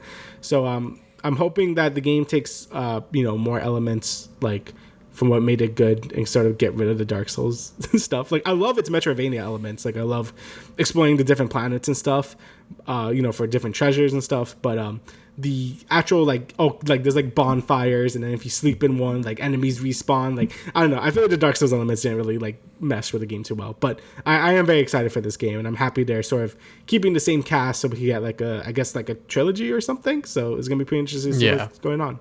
I can't really say the ending because you didn't beat it, so I was gonna. Yeah. But anyways, I think that when the game was initially, I guess, announced / came out, it was like, oh, this is a Star Wars game that takes place after Order 66, and I think that anyone that's a Star Wars fan fucking loves anything that takes place during or after Order 66 because that's just a cool moment within Star Wars history. So the fact that they're continuing it with Cal, especially because people love this game so much, and rightfully so, because it is a good game. Like, it's not just a good Star Wars game, it's just a good game. Yeah. And I think that them continuing Cal's story and seeing where it goes from here, I think that it's going to be good. Hopefully EA doesn't mess this one up. They didn't mess the first one up, so hopefully, they continue on this sort of trend of creating good Star Wars games. So yeah, I mean, Respawn made it, so like they make good shit. So I trust them. They basically done only good things at this point. Like Titanfall, Apex, and all this. So I trust they will get this done. Wow. Anyway. All right. So next we got is a Andor teaser trailer. So I actually did watch Rogue One because my girlfriend was like, "You're fucking watching Rogue One," because she loves that movie, and I was like, "All right, fine." I heard it was mid, and I kind of know what happens at the end, but it was good. I really did like Rogue One, and making an Andor series makes sense because I think that he is by far the standout character in that movie. He's such a cool character, just from like the time that we got within that movie alone. There's definitely a story there to be told, so hopefully these 6 episodes are able to flesh out that story well. Within 6 episodes, obviously I don't know shit about Andor, so I don't know what his story is, but I hope that 6 episodes is good enough, just because you don't want to drag it out too long, but then again, you don't want to rush it either. So but yeah, making a series about Andor is cool, and he is definitely a character that I really like within the Star Wars series now after watching Rogue One just recently. Yeah, when I first saw this trailer, I was just like, they're really doing the whole thing on him. I watched Rogue One in theaters, and I enjoyed it. Like, I think the ending bits are the best bits, because a pretty common criticism with Rogue One. Fuck, don't mind me, bro. I'm just dying over it. The common criticism for Rogue One is like it's kind of boring for most of it, and then towards the end and middle, it kind of gets better. And I kind of agree with that. It's been a long time since I watched that movie, but having a character or having a whole series based on like a Rogue One thing, it's like it's pretty random to me. To be honest. It is kind of random. Yeah, when I first saw them, man, everybody got ideas for like Star Wars shows, huh? So, but yeah, I'm pretty sure it looks good. Like it looks like there's like a ton of budget put into it and stuff. So I'm sure it'll be fun. And I'll probably have to watch Rogue One again to like remind myself of like who the fuck this guy even was. To be honest, I'm like really struggling to like remember like some stuff in that. I know there was him, some girl, the robot. There was like the Forces with Me guy. Yeah. Yeah, or something like that. So, but yeah, I enjoyed Rogue One enough, so I'll probably like watch it. I mean, I'm paying for Disney Plus anyway, so I might as well. So yeah. But yeah, it looks like it could be a good time. Again, I'm actually impressed by a lot of the sets and stuff. Like, we're talking about Obi-Wan, but Obi-Wan could feel a little like it feels like there was budget put into it, but this one feels like it has more for some reason. If that makes sense. Like, I don't know, just the things I'm seeing. I'm like, whoa, dude, this looks really good. So. All right. Well, I guess we'll talk about Obi-Wan now. Yeah, we'll talk about Obi-Wan now. We're obviously going to talk about spoilers, so we're going to talk about the first, I guess, 2 episodes together because those premiered, and then we'll talk about the 3rd episode. But, yeah, I mean, like the fact that they put the first 2 episodes together is a good thing because episode 1 was fucking dog shit. Not gonna lie, it was not that great. As like a solo standalone episode, it's like, man, like this setup's kind of bad. But, you know, we do get to see the sort of like recap to sort of show like everything that's happened with Obi-Wan throughout the prequels, which I thought was cool. You know, just like recap the movies and remind viewers, hey, you know, this is Obi-Wan. This is what he's been through. This is Anakin. He died, kind of. Not really. So, yeah, I thought that was cool. And sort of seeing Obi-Wan and like his pain and sort of his tragic backstory and what he's doing now. And yeah, I think that episode 1 by itself is not that great, but once we get into episode 2, I was like, all right, this is why they put episode 2 with episode 1, because that's when stuff gets interesting. You know, we see that Leia is a part of the show, which is very, very cool. I'm pretty sure most people, I guess, within like the Star Wars mythos thought that Obi-Wan doesn't meet Leia like at all or whatever. Right.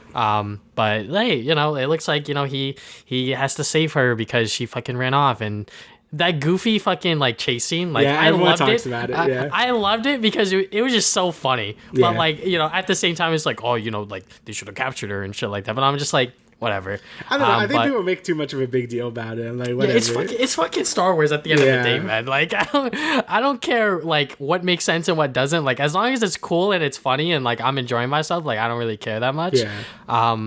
But yeah, and then like the whole reveal with Obi-Wan finding out that Anakin's still alive, I was like, holy fuck, that's cold. Right. Because like I think it was in episode 1 or 2, I forget exactly which one, but like he was like, Anakin's dead, and I was like, is he though? Yeah, is he though? Did you make sure he was dead? You should have stabbed him in Mustafar, you dumbass. But yeah, I agree with you. Yeah, like I mean, I thought I can't really remember episode 1 because it's like mixed with episode 2 for me. Like, I just view it as a really long episode, which is probably for the best.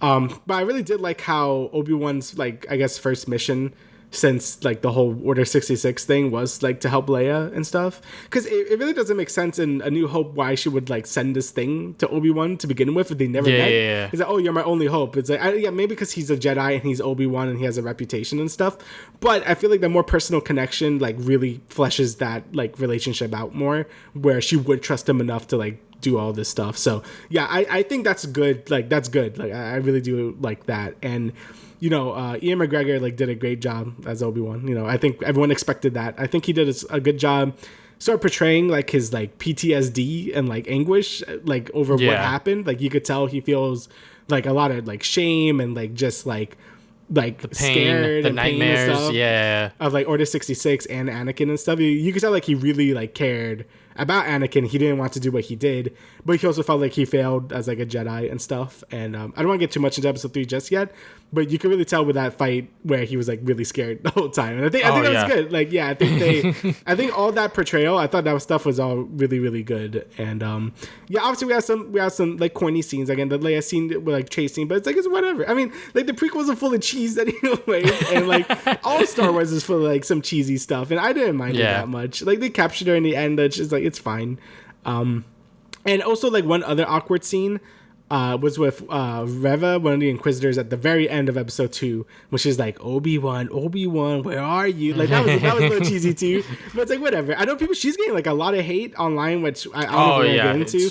Fucking weird. Yeah, where people are just being really racist. I mean, I thought she's good. Like I honestly, like when I finished watching these episodes and saw she was getting a lot of hate, I didn't really get it. Like people were saying, oh, why is she so impulsive? Why she's like defying the other Inquisitors? I'm like, isn't that what like Sith do? Like, you know, I know they're not exactly Sith or whatever, but they're still dark side of the Force. Like that's what they're gonna like kill each other. They want to get power and stuff. Like that seems pretty in character for someone that's like in the dark side. Like I don't really understand why people are like mad at that. And I think her acting is fine in general. I think it was just her delivery in those last like, but you can't even make that sound good. Like they probably asked her to do that. So, but yeah, I think she's fine. Like, I think the Inquisitors are fine enough. I know the Grand Inquisitor like gets like stabbed, but he's like a thing in Rebels, so I don't think that's a thing that I don't think he actually dies. But whatever, that's a whole other thing. Oh yeah, like the whole kill at the end of episode 2. I was like, wait, whoa, what the fuck just happened? I was like, no way, she did that. Yeah. So like we don't know if that's like the actual grand person or whatever the fuck, or if that's just like a fake out or something. But yeah, I mean like. The hate itself, I mean, it's fucking Star Wars fans. Star Wars fans are weird and racist. Dude, fucking yeah, Star Wars fans are actually masters at causing like mental distress to like actors. I mean, Christian Haydenson and the Jar Jar Binks voice actor both like hated themselves. Jake Lloyd, the Anakin from Phantom Menace, like just gone as well. I mean, Rey and Finn also got a lot of hate. Like, it's just John Boyega and John Boyega. Daisy Ridley, I forget what her name was. Daisy right? Ridley, yeah. So yeah, they both also Daisy got Ridley. Yeah, she still gets so much hate. Like, and I don't think that's fair because a lot of the time the actors are just doing what they're told. Like it's not their fault. I mean, we saw the same thing with Last of Us 2 when like Laura Bailey was getting hated on because of like the character she was playing, and I don't know, it's dumb. People are stupid. Like, you're allowed to not like the show if you don't like it, but attacking the actual actor for no reason is really dumb, and we should stop doing that. Yeah, I mean, Daisy really literally went off social media because of fucking Star Wars. So, Star Wars fans are weird, and like when the whole hate and criticism came out, I was like, it's because she's black. Like that's that was the first thing that came to mind. I was like, she was fine in the show, and like the show's not even fucking over. So like, why are you like overly criticizing her character when we're only like 3 episodes in now? It's like not even that serious yet. So I feel like you could fairly criticize a character once we finally get to like the conclusion, because like the way this Obi-Wan show is working is that like it's half of Obi-Wan's story, then the other half is like her sort of like Inquisitor story to like prove to like Lord Vader and everything like that. So once we get to the end of it, all right, fine, you can like criticize her character, but anyways, you should never like go after the actors and like at them on Twitter, because like they can't see that shit, guys. Like what the fuck, you're not just echoing it to a bot or whatever. Like what we're saying on this podcast, we're not just gonna at every single fucking actor that we're talking about in here. If they see it, they see it, kind of thing. Yeah, it's just annoying. even McGregor had to do like a whole like Twitter thing. Yeah, he was like, wow, thank you guys so much, but at the same time, stop being fucking racist. Yeah, it is pretty sad. But besides that, I guess we could talk about episode 3 as well. And I really enjoyed episode 3. I mean, this is when we see Anakin or Darth Vader finally confronting Obi-Wan, and it was just really well done. I think like I was saying before, Obi-Wan's PTSD and how he's just like frozen, right? Like he can't like do jack shit. And it also doesn't help that he hasn't actually like used the Force or like fought anyone for the lightsaber in like forever years. Yeah, 7 years. So it doesn't help that when confronted with Anakin, he would just run away. Like it makes sense. Like I know some people wanted like a bigger fight scene or whatever, but that's kind of what I imagined would happen. Like he was just really terrified, and he never seen. He thought he was dead. Second, he's like this weird cyborg person now. Like, what do you think he would react to? And he's like choking kids and stuff. So yeah, not great. Oh my god. Okay. The whole village stuff was fucking hardcore. Yeah. When he just straight up like fucking killed that guy, I was like, what the fuck just happened? Yeah, like holy shit, dude. Yeah, nah. I mean, like a lot of the other, I guess, like series that have happened within Star Wars, like the recent movies and the shows that have Vader in there, they really show like how menacing he is and how scary he can be, because like like Darth Vader is a fucking villain in cinema that has been around since since the fucking original trilogy, which is like years and years older at this point. So the fact that, you know, they're still making stuff with this character and still showing that, like, he's fucking ruthless, he's fucking terrifying, he's scary, and, you know, them just showing all of that shit on like a Disney Plus series was fucking great. I loved seeing Darth Vader just doing shit, because I was just like, wow, like, he's supposed to be this scary. And like, I feel like before I watched the show, because it's been years since I've watched the original trilogy, and because I didn't grow up with those movies, you know, it's like I don't view Vader in that light. But because now I'm, you know, watching the series, I'm like, fuck, this guy means business. What the fuck? Yeah, I think Disney has done a great job making Vader like really scary whenever he shows up in other things, because he's supposed to be this like invincible like dude, you know, like that's the reason why the Empire became so strong to begin with, was because of him. Obviously Palpatine too, but it's mostly like Vader doing all the dirty work. So them portraying him as like this invincible like walking tank of death is like, yeah, that's about what I expected him to be. So I'm really happy they keep that in there. Even when confronted with like Obi-Wan, like he's like, yeah, I know I'm stronger than you, so I'm just gonna try to kill you now. Like, he didn't even try to kill him, he's gonna make him suffer. He's about to put a Mustafar on him, he's gonna just put him in the fire and burn. So that was really I was cool. like, yo, that's poetic as fuck. I was like, no way he's doing this right now. Yeah, that seems something petty that Anakin would do to begin with too. Just like, I'm gonna fucking burn you like you did me.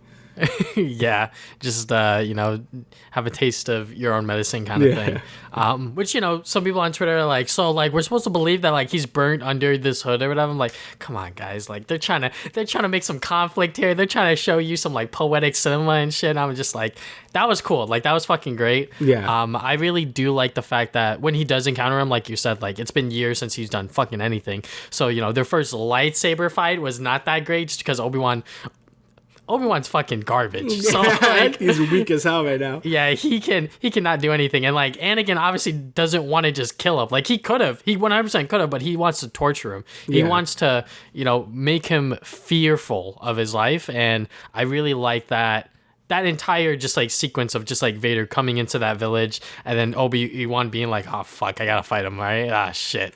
So yeah. I mean, that's pretty much everything that people wanted from this series, and the fact that we got it in episode 3 is like very, very exciting. Yeah, I always like it when we get like a mid-season encounter with like the main villain or something, because, you know, then it's like, oh, you know, the final fight's gonna be really sick or something. Also, I know some people complained about when, you know, they blocked Vader's way with a bunch of fire, but you saw him in an earlier scene, he was able to put it out, and, you know, his friends sort of like saved him and stuff. And I mean, I think the reason why he didn't, like, he could have easily blown away the fire again, but I think he kind of wanted Obi-Wan to run away so he could, like, be more scared about him coming for him, because this is all like a weird little game for him, because this is like a psychological warfare. Yeah, so like Vader's like a psycho, so like it makes sense that he's like, let him run, let him think he has some hope and stuff. But you can't tell because, you know, you can't see Vader's face, but I'm pretty sure that was they were implying with by him, like they just zoom in on his like mask and stuff. It's like, yeah, like, you know, let him run. See the fire in his eyes. So I think that's what they were alluding to. Or it could be that Anakin, maybe there's some part of him that doesn't want to do it. I don't know. It kind of gets you thinking because you can't really see his face. So I think that's pretty cool. I don't think that's like a plot like hole or anything. Like, oh, why couldn't you just walk through the fire or whatever? I think it's like more deliberate. But I think besides that, you know, the Vader things are like the main highlight of the episode, obviously. But there's some other things too, like when they went on like the douche like little like truck thing to get past the I made a joke. I don't know if I should make this joke, but I fucking made a joke when me and my girlfriend were watching it. I was just like, yeah, it's like a Blue Lives Matter truck or whatever. I was like, oh fuck. Yeah, basically, yeah. Dude, the dude was like so happy. He's like, yeah, dude, I love the Empire. Found some order in this like fucking planet. Love the cops. Blue Lives Matter. Yeah. I'm like, all right, dude. Fucking weird mole man.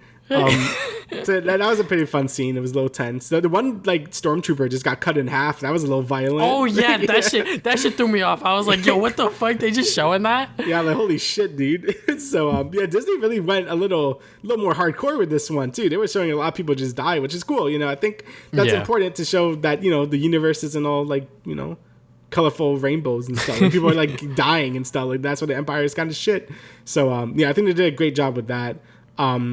And again, we have the whole Reva storyline going on too, where she like captured Leia and stuff. Because she told the other like rebel person to like help Obi-Wan and stuff. So now Leia is caught again. So yeah, it looks like it's gonna be the setup for the next one. And Yeah, I mean, I just found it weird that like the fucking stormtroopers didn't know who the fuck Obi-Wan was. I was like, yo, wasn't his face everywhere like last episode or whatever? It was on a planet. Don't worry about it. You know, I was just like, what the fuck? They probably should have known. Also, he's not really dressed like conspicuous. Like he's like dressed as a Jedi Knight. Like you think like you guys like killed them like a few years ago. You think it would be like, hey, watch out for anyone dressed up like this. Yeah. He keeps flexing his lightsaber. Like every time he's like, I'm like, can you like put that thing somewhere else? Yeah, that shit was a little weird. But anyways, I really like the I guess like the little conversation that like he had with Leia when he was trying to cover it up when he said Leia, and he was like, every single time I look at her, I think of her mom, and I was like, he's fucking talking about Padme. Yeah, fucking talking about his ass. Not like not this, really, no. but it's also like with Padme and stuff. Yeah, I was like, ah, shit. But yeah, I mean, like episode 3 is like everyone's favorite episode just because we got to see Vader like a lot of Vader stuff, and you know, seeing it so early on and just seeing like that side of, you know, what's going on there, and you know, he's still trying to find Obi-Wan and he knows he's fucking out there and shit like that. So but yeah, I'm excited to see what Reva's plan is with Leia and to see exactly what happens, because this is a prequel series. You see, like, this is why I hate prequel stuff, is because it's like, we know Obi-Wan's gonna live. We know Leia's gonna live. Yeah. It's like, you know, but like we get tension. Yeah. But like the main thing about this show is just seeing these characters interact with each other, which is why like I really like that scene with Leia and Obi-Wan in that sort of that truck, you know, and I guess that conversation after the stormtroopers left, I was like, you know, the guy in the front can hear you, right? Like I was like, what the fuck's going on? They're mad loud. But it was a very good conversation between those two characters. But yeah, I really like Kumail Nanjiani's fucking character with the whole fake Jedi shit. I forgot he was in the series, to be honest. So like when he showed up as the fake Jedi, I was like, he's the fucking joke character. God damn it. Because he is a comedian, and like he is, I guess, like the funny guy in like most stuff. But yeah, I mean, I liked this character. He was actually trying to help Obi-Wan, which was like way more than I thought his character was ever going to be. So but yeah, you know, I didn't mind that part of it. But you know, I was watching Jeremy John's video, and like he was like, you know, why would this guy be a fake Jedi? Aren't they like terrorists or some shit? Yeah. I was like, oh fuck. That's a good point. Like I feel like that's a really dangerous business model to have. It's like, because you can just be hunted by stormtroopers every second. Like I mean, you can make a bunch of money. I mean, maybe that's the risk, I guess. But yeah, that was a pretty cool scene when he was using his little magnets to like use the force or whatever. I was like, they're really falling for this shit, huh? Yeah, easy. But yeah, I'm looking forward to see the rest. You know, the show definitely has like prequel energy to it, which is, you know, for good or bad, you know, depending on who you are. But I think for the most part it's pretty enjoyable. I don't think it's as good as like Mandalorian or anything, but I'm definitely having a good time with it. And I'm looking forward to see how it ends, and hopefully we get a really cool fight with Vader and Obi-Wan. Like obviously they can't do much because they can't, you know, they fight later. But yeah, I'm hoping. I'm just wondering how they're gonna end the fight, because obviously they can't kill each other. Yeah. So I wonder what's gonna happen. That's gonna, you know, end that fight completely. But yeah, you know, so far so good. I'm not gonna nitpick too much. I know that there's some people out there that are like, how the fuck does everyone know where Obi-Wan lives? With like he's supposed to be hiding. I'm like, that is kind of true. That is true. my man's just trying to live in peace, and like everyone showed up to his secret house. He's like, yo, bro, what do you want? My daughter's missing, bro. Get the fuck out of here. But yeah, you know, I did not expect them to focus so much on Leia, just because, like, you know, how are they going to get Obi-Wan back in action? Oh, yeah, Leia's going to run away. Okay, yeah, that seems like her. And, like, we haven't really talked about her yet, but, like, I really do like how the way they're portraying Leia in this series. You know, she's a fucking stubborn rugrat. Like, that's exactly who she is. So yeah, she's like a little rebel and stuff, which is important to be, you know, the leader of the rebels and stuff. So it makes sense that she would be like very rebellious and stuff, and like, you know, always like exploring and stuff. Really matches her character that she would, you know, be in the original trilogy. So yeah, I think they actually did a great job with her characterization as like a child. So, and I think her child actress is pretty good too. I think she, you know, she nails all her lines and stuff. So yeah. Can't really, you know, put too high of expectations on children actors, but, you know, I liked her. She seems fun. But moving on from there, we're going to talk about Stranger Things 4 Volume 1.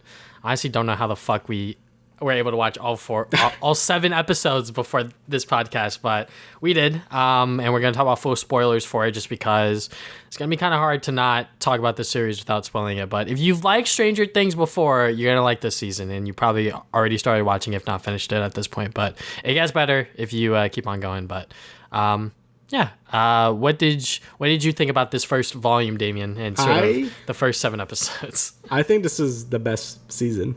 I think. Oh, word? Yeah. I really liked it. A lot. It's pretty fucking good. I will say that. I really do like the way that they structured, I guess, the season as being like part 1 and part 2 kind of thing. Yeah. And them ending it off with episode 7 makes sense because it does build up a lot of shit. It does. And it is the longest episode of the season so far. But really everything this season was doing and bringing up was building up to that. So I guess we'll slowly talk about everything that's happened within, I guess, like 8 or 9 hours of fucking content here. Yeah, it's a lot. Yeah, let me get these. There's a lot of shit. So obviously they're gonna introduce new characters. So Eddie, I really like Eddie. Yeah. Eddie was a character that I did not expect me to like so much, but I feel like every single time Stranger Things introduces a new character, it takes a while for you to like warm up to them. Yeah. But Eddie, instantly, like fucking episode 2, something happens to him. Chrissy dies in front of him, and he's like, "Oh shit, what the fuck?" Dude, so I was like really liking Chrissy too. I'm like, oh yeah, shit. Same. Yeah, I was like, oh, they're cute together, I guess. Like they could be like weird, like stoner or druggy friends or something. And then she fucking dies. I'm like, oh no, I wasn't expecting that. So I mean, I was because they kept like she getting visions and stuff. I mean, I expect her to die, but I kind of didn't want her to die. Like they did a good job characterizing her character in like an episode just to like kill her. So that's a little unfortunate. But yeah, Eddie's really good. I think he does a good job sort of portraying that like crazy what do you call it, setback kid. Like he's obviously like yeah. So his actor looks very old. And I think that's like a criticism I keep seeing this season. Like the kids look a lot older now, obviously. Yeah. But Eddie does look pretty old. Like he's I'm in high school. I was like, okay. I don't care that much. It doesn't bother me that much. But yeah. It is a little sussy. But yeah, he's a good character. I actually really enjoy his scenes and stuff, and we don't get to see his character shine too much because he's like always going to be in hiding for most of the season, but when he does get to interact with people, it's pretty good. And I also think this season does a cool job introducing like the satanic panic that happened during the 80s where they thought video games and D&D were all evil, and I knew the series was probably going to tackle that at some point because it was such a big thing during the 80s, but it's cool that they introduced it now and like people just believe it, which is how it was back then. But yeah, Eddie is a good character. I really enjoyed his character. Same thing with Chrissy, but she's dead, so because it doesn't matter. Yeah, I really did like the way that they made his character be like this fucking super senior guy, and like he's like the head of the D&D club, Hellfire, and the way Hellfire interacts with everyone else. I guess like the rest of the cast of characters is like pretty cool. Even like the parents get in on it, which was like kind of crazy for me because I was like, the parents are like fucking nothing most of these seasons. Like they don't do anything. Yeah, they don't do shit. Yeah, but for this season, they got to do a little bit where they were like trying to figure out where the fuck their kids were because all of these fucking high schoolers were dying. So they're like, where the fuck are our kids? Yeah, they're finally worried about their children. Like, I know it was a different time, but holy shit. Like all the other seasons, they kind of just like let them do whatever the fuck they want. I'm like, that's crazy. Like let them like go on their bicycles like at like 9 p.m. So kind of cool that they're actually like worried about their children this time just because there's like a serial killer on the loose. So yeah, that's really cool. Speaking of like, I guess like the whole like murderer thing, like I think Vecna is really cool. Like I'm gonna get to it right now, like because I'll say that when we get closer to like the end of it. But I really like they're going for the more like Freddy Krueger type deal going on here because each season kind of follows like a sort of different horror trope during that 80s time, and I think like now they're going for like that slasher movie like type deal, and it's really good. I think this season definitely has the most like horror elements to it. Like there's like I feel really tense watching some things. I'm like, oh shit, what's gonna happen, or what kind of creepy imagery we're gonna see now, and I think they've done a really good job really like showing that. Like the visual effects were like really good, especially on Vecna himself. Like it's really cool. Apparently Vecna wasn't CGI. Yeah, like, he's not. Actually, it was all practical. Had a model. Yeah, I was like, whoa, that's kind of cool that they had that in there. So, but yeah, Vecna is a very, very cool villain. He's definitely my favorite villain so far just because there's like an actual character there. Yeah, to his him, actual character. Yeah. Yeah. So, seeing him interact excuse me, interact with all of the kids and sort of reveal their traumas and sort of go back into like their past histories and sort of, dive into that and sort of dissect them, each and every single one, before some of them get killed and some of them don't. So, yeah, Vecna is very, very cool. And like you said, the sort of like horror movie tropes and things like that, the fact that like he can just strike at any time, and like the kids were smart enough to figure out like, oh, music was like the weakness. And like when Max started, getting her encounters with Vecna, then they started panicking for the fucking music tape and shit like that. I'm gonna be honest, at the end of episode 4, I was fucking crying. I was straight up crying. I was close. Because I love Max as a character, and the fact that she was so close to dying, and the way that they did that scene with her escaping Vecna, her running, and then like the music started playing, man. Even me thinking about it is I'm fucking getting emotional, man. Like I was so close to like, we were so close to losing her, so I was like, oh shit. Yeah, I can't. For a second, I kind of knew she was gonna live, because they have to show this method works, like playing music to like get out of his like trance or whatever. Yeah. But for a second, dude, I thought her bones were about to start snapping. Like Yeah. Like it was kind of like, oh my god, they're not gonna do it, are they? Because they've never like killed like a main kid, so like that'd be crazy. So yeah, that part was very tense, and that episode and episode 7 are probably some of my favorite Stranger Things episodes like ever. Like it was really good. Like Dear Billy was a very, very good episode. And it kind of shows like a lot of the things she's been dealing with too, obviously, because she got very traumatized with the mind flare, like started like like keep killing Billy and stuff. Like she kept showing that and stuff. Like it's good to see that turmoil and stuff in her, because a lot of, like teenagers and stuff, obviously they don't go through that, but they go through very similar to sort of like PTSD type deals. And I think expecting that with Max and stuff was really well done. So yeah, I really enjoyed that episode a lot.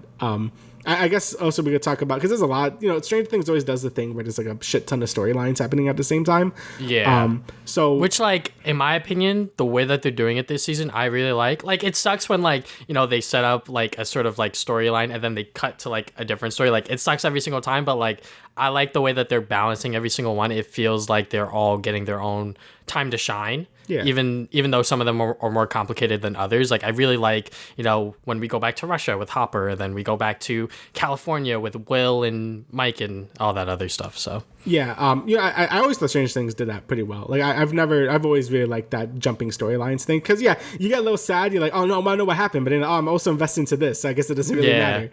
But yeah, I guess we could talk about like the whole California stuff. Like, dude, that fucking bully that Elle was like oh that my god, bitch, bro, when she decked her, I was like, let's go. Yeah, and then she got arrested. She got arrested episode 3. I was like, no, what the fuck's going on? Like, wow, what a piece of shit. Like, I really like that they were going for that 80s like bully thing, because people say, oh, she's very over the top. I'm like, that was just they're doing like the 80s bully thing where it's like they're really mean and over the top and stuff, and I'm happy they went for it, because dude, and when I was cringing so hard when 11 did her fucking like fucking like Naruto like do her fucking like that was a clip on Twitter that like they showed like weeks before it came out. So like I knew that it was gonna happen, but like even then I was like, I'm gonna cringe so fucking hard right now, because I'm like, she can't kill them, but like she wants to, and I'm just like, oh god. But yeah, I mean, the whole just like storyline with 11 and like in California and her getting bullied, it makes sense, It's like she's a new kid. She's kind of weird, because she's learning how to talk. Because like she's never belonged ever, like wherever she's gone, and like it sucks that like that's just how it is, and her decking the shit out of the bully was the triumphant moment, and then she got arrested and then quickly escaped because they fucking need her. Yeah, like always. And I guess also like this is like really subtle stuff, or I don't know if it's subtle, but like Will is like gay, right, or something. Like I don't know what's going on, but like it seems like a lot of things he's saying, I'm like, they like, all right, they put like a lot of things where he did like a whole speech to what's his face, Mike, where he's talking about like, oh, like it's okay like to be different and stuff like that. And the way he looks at Mike, I'm like, oh, okay. And he doesn't want to show him the picture either. And also, like, there's just like a lot of hints I've been seeing. Like, maybe they're trying to make it. Maybe is he gay? Like, is that what they're trying to do here? Like, they haven't explicitly said it, But I feel like there's been a lot of like signs that I'm like, oh, maybe he is like, even it was even that way in season 3, like where he was like, oh, why don't you have a girlfriend? And obviously I thought he was, oh, he's just because he doesn't have one or whatever. But now I'm like starting to think like, oh, maybe he is like like gay and stuff. And I think like I think the way to do LGBT stuff in this show is really good because it's like during the 80s it wasn't very accepted, and like people like treat it like as a bad thing. That's why I love Robin as a character. Like I think they handle her stuff really well. So yeah, I'm wondering if they're gonna do something with Will in terms of that. We haven't like seen anything with that yet, but I feel like they've been like a lot of like that do something with him, like, or his character, and I think that's kind of what's going on with him. I mean, there's no reason why he wouldn't show his thing. Oh, he was also getting jealous, like really jealous about like Mike and Elle and stuff. So I don't know what's going on, but it seems like they're doing something with that. But yeah, I don't know. Maybe Will just misses the boys. Who knows? Could be, but it seems like a little more of just a Mike. That's why. Hey, look, Will's character unfortunately just hasn't been doing much. Like, I mean, he's always relegated to like plot device or just being there. So yeah, because season Which 1 and sucks. 2, season 1 and 2 he was just a plot device. Season 3 he was just like ignored, and so hopefully season 4 he gets something. So season 3 he was just chilling, trying to play D&D with the boys, and they were all and just no one wanted to. Yeah. So. They were all doing their own thing. He's like, guys. So I don't know. I definitely like him more this season, but I think that's just because like the way they have every single group structured is that like every single character in the group has a role. Like they figure something out, or like they talk to each other to sort of like calm one another, be there for each other, all that good stuff. So maybe Will is gay, but who the fuck knows? Maybe they'll reveal that in the fucking movie finale that they have planned, which by the way, there is going to be a season 5, which like I didn't know about until I read like their note on like their Twitter, where they were like, season 5 is gonna be the final season. I was like, fuck, we're gonna get more of this shit, god damn it. But like it's good, it's fucking good. Like I'm not complaining, but I definitely know that like these actors are like, they don't want to do this shit no more. you know The old, I mean, like, there's only certain times you can like do this, right? So I don't know if they've already filmed it or what, but they have to get on that shit soon. I was gonna keep growing up. It's gonna be fucking Riverdale, actually. Yeah, I mean, like I think 11's actor just turned like 18, I think. So it's like, they're getting like old, which is crazy. I'm like, damn, dude, it's been like a very long time. But but yeah, anyway, like I enjoy like all the California stuff. Like it's the California plotline does seem to be more of a like a side one compared to the other ones, because they're more like just trying to figure out where 11 went. Like it used to be connected with 11, and then she started having her own thing, and then like they're like doing their own thing. Yeah, so now they're like, fuck, what do we do with these characters? They're gonna try to find 11. That's their next thing. So now they're just like going everywhere. What do you think of I forget, how do you pronounce his name? The fucking weed guy, like Jonathan's new friend. Yeah, Argyle. Yeah. All right. So like, I was kind of hesitant because like he's the fucking package guy. He's the guy in that movie that gets his dick chopped off. So I was like, what the fuck are they doing with this actor? But like, he's funny in like every single movie that he's in when he is playing the weed guy, if you will. So he's playing that role here again. And I mean, he's okay. He's definitely my least favorite of the new characters, but that's just because like he's just a fucking stoner and like I mean he's a one note character. He's mostly meant for like the comic relief, and I mean I think he does it well, but it's not really someone I'm like like if he dies I won't really care.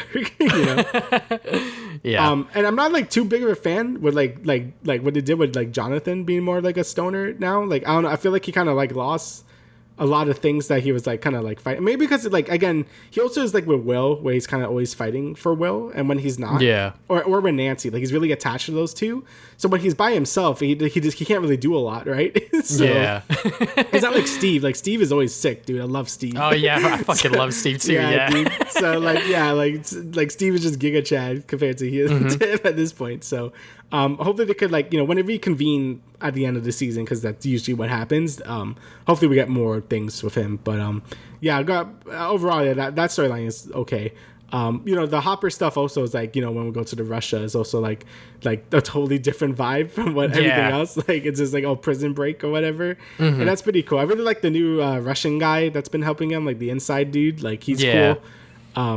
Yuri is like a crazy guy. Like he was supposed to like help them out, but he's just an insane man. So He's actually just crazy and just does whatever he wants. Yeah, and obviously Joyce and Murray are helping out. I mean, I love those two to begin with. I really like Joyce, and she's still crazy because she still has to she always has to save someone. She has to go find these crazy things. Yeah, and I really enjoyed the plot. I really like Murray too. I think some people don't like him for season 3, but I enjoyed his character.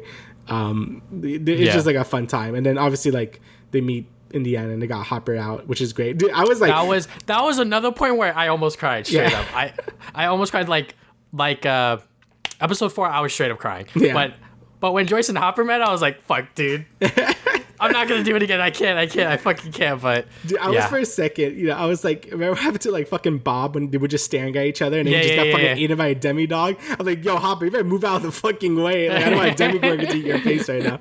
So no, it's really cool that they're finally cut together and Hopper could finally go back and I guess get 11. They have to I don't know how they're gonna reconvene because they're in fucking Russia and still in a security max prison, but yeah, that is really cool to see them all back together and stuff. Mostly because Hopper was presumed dead at the end of season 3. So I mean, between the last 2 episodes, it's 3 hours or some shit. So yeah, they got plenty of time, hopefully, to figure all that shit out. But yeah, I mean, I really like Joyce and Murray, just the whole storyline with them, because I feel if they're gonna have every single main character do something, those 3 are obviously going to be a part of it. And Joyce, beginning of the season, she's doing her crazy shit. She's fucking, she's trying to break a doll, and it's just, the fucking neighbors are watching, and they're like, fucking go inside. What the fuck is she doing? I don't fucking know. But yeah, I really do like how, it might be lazy or whatever you want to call it, but I do like how consistent, Joyce is with every single season, where she's doing some crazy weird shit. Yeah. I mean, just her character, right? She's just she just does the crazy shit to get whoever she misses back. So, she's very dedicated to that. And I think they fit that into I feel like the only season with shoehorn was season 2, I think, where they kind of just rehashed what she was doing in 1. I mean, that's why I think season 2 is probably still my least favorite. I still enjoy it, same. But I feel like it's too rehashy of 1. And I actually really like season 3. I know some people don't, but I really like season 3. But yeah, I think they're doing a good job with her character without feeling it too forced to make her do the same thing again. So I think it was good. And then I guess the 2 major plot lines are the 11 stuff and the back in Hawkins stuff. So yeah, and Hawkins, they're investigating all the different murders that are happening and stuff. Chrissy dies. I forgot who was the next person that dies. Fucking Nancy's reporter kid or whatever the fuck. Right, the Nancy nerd guy. Yeah. And then I guess he did some shit with a car crash or whatever. Yeah, they're not really clear, which is kind of cool. You kind of got to piece it together yourself. So Vecna kind of goes into insecurities and stuff. So I'm guessing Christy was weight loss or something, because she was vomiting in a bathroom and stuff, and I think that's what it was being, and she was traumatized with that. And then the other kid was because maybe he got into a car crash and he blames himself for it. And obviously with Max we see that she the Vecna is trying to be it's your fault Billy's dead and stuff. So it seems he really goes. You wanted Billy dead, low key though, Yeah, because he was an asshole. Is no. So I think that's kind of what's the thing going on with Vecna and stuff. So, and then investigating the different murders and stuff. We see all the other characters come back. The kids and Lucas was kind of with the bad guys for a second, but he turned around because the jocks were getting weird. When he debated them at what's it called? Fucking Hopper's old house or whatever. I was let's go. My boy Lucas. Yeah.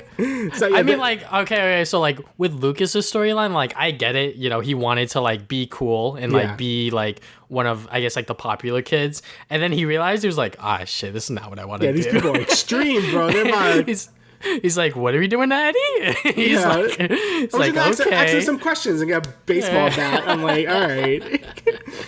Yeah, so I'm glad Lucas quickly turned around to be all right, I can't fucking be here. Yeah. But yeah, I mean, I just all of the Hawkins stuff. The way I love it when they just mix certain characters together. Fucking obviously this season right now it's Robin and Nancy. Yeah. Yeah, because those two are polar opposites of each other. You know, Robin's like all over the fucking place, and then Nancy's like trying to be calm, cool, and collected. Yeah. And she's like, I'm trying to figure this shit out. Please stop fucking like saying a bunch of different random shit, you know? But they actually do work well together when they're trying to talk to Victor Creel, right? Yeah, Victor Creel. Yeah. So when they were talking to him, I was like, yo, like, holy shit. I mean, like, first up, the lead up to that, when like Robin like did like that whole speech, I was like, they're gonna get in off of this. Like, I just know it. Like, they're gonna get in off of this shit, and like, it's not gonna make sense, but like, I'm gonna love it either way.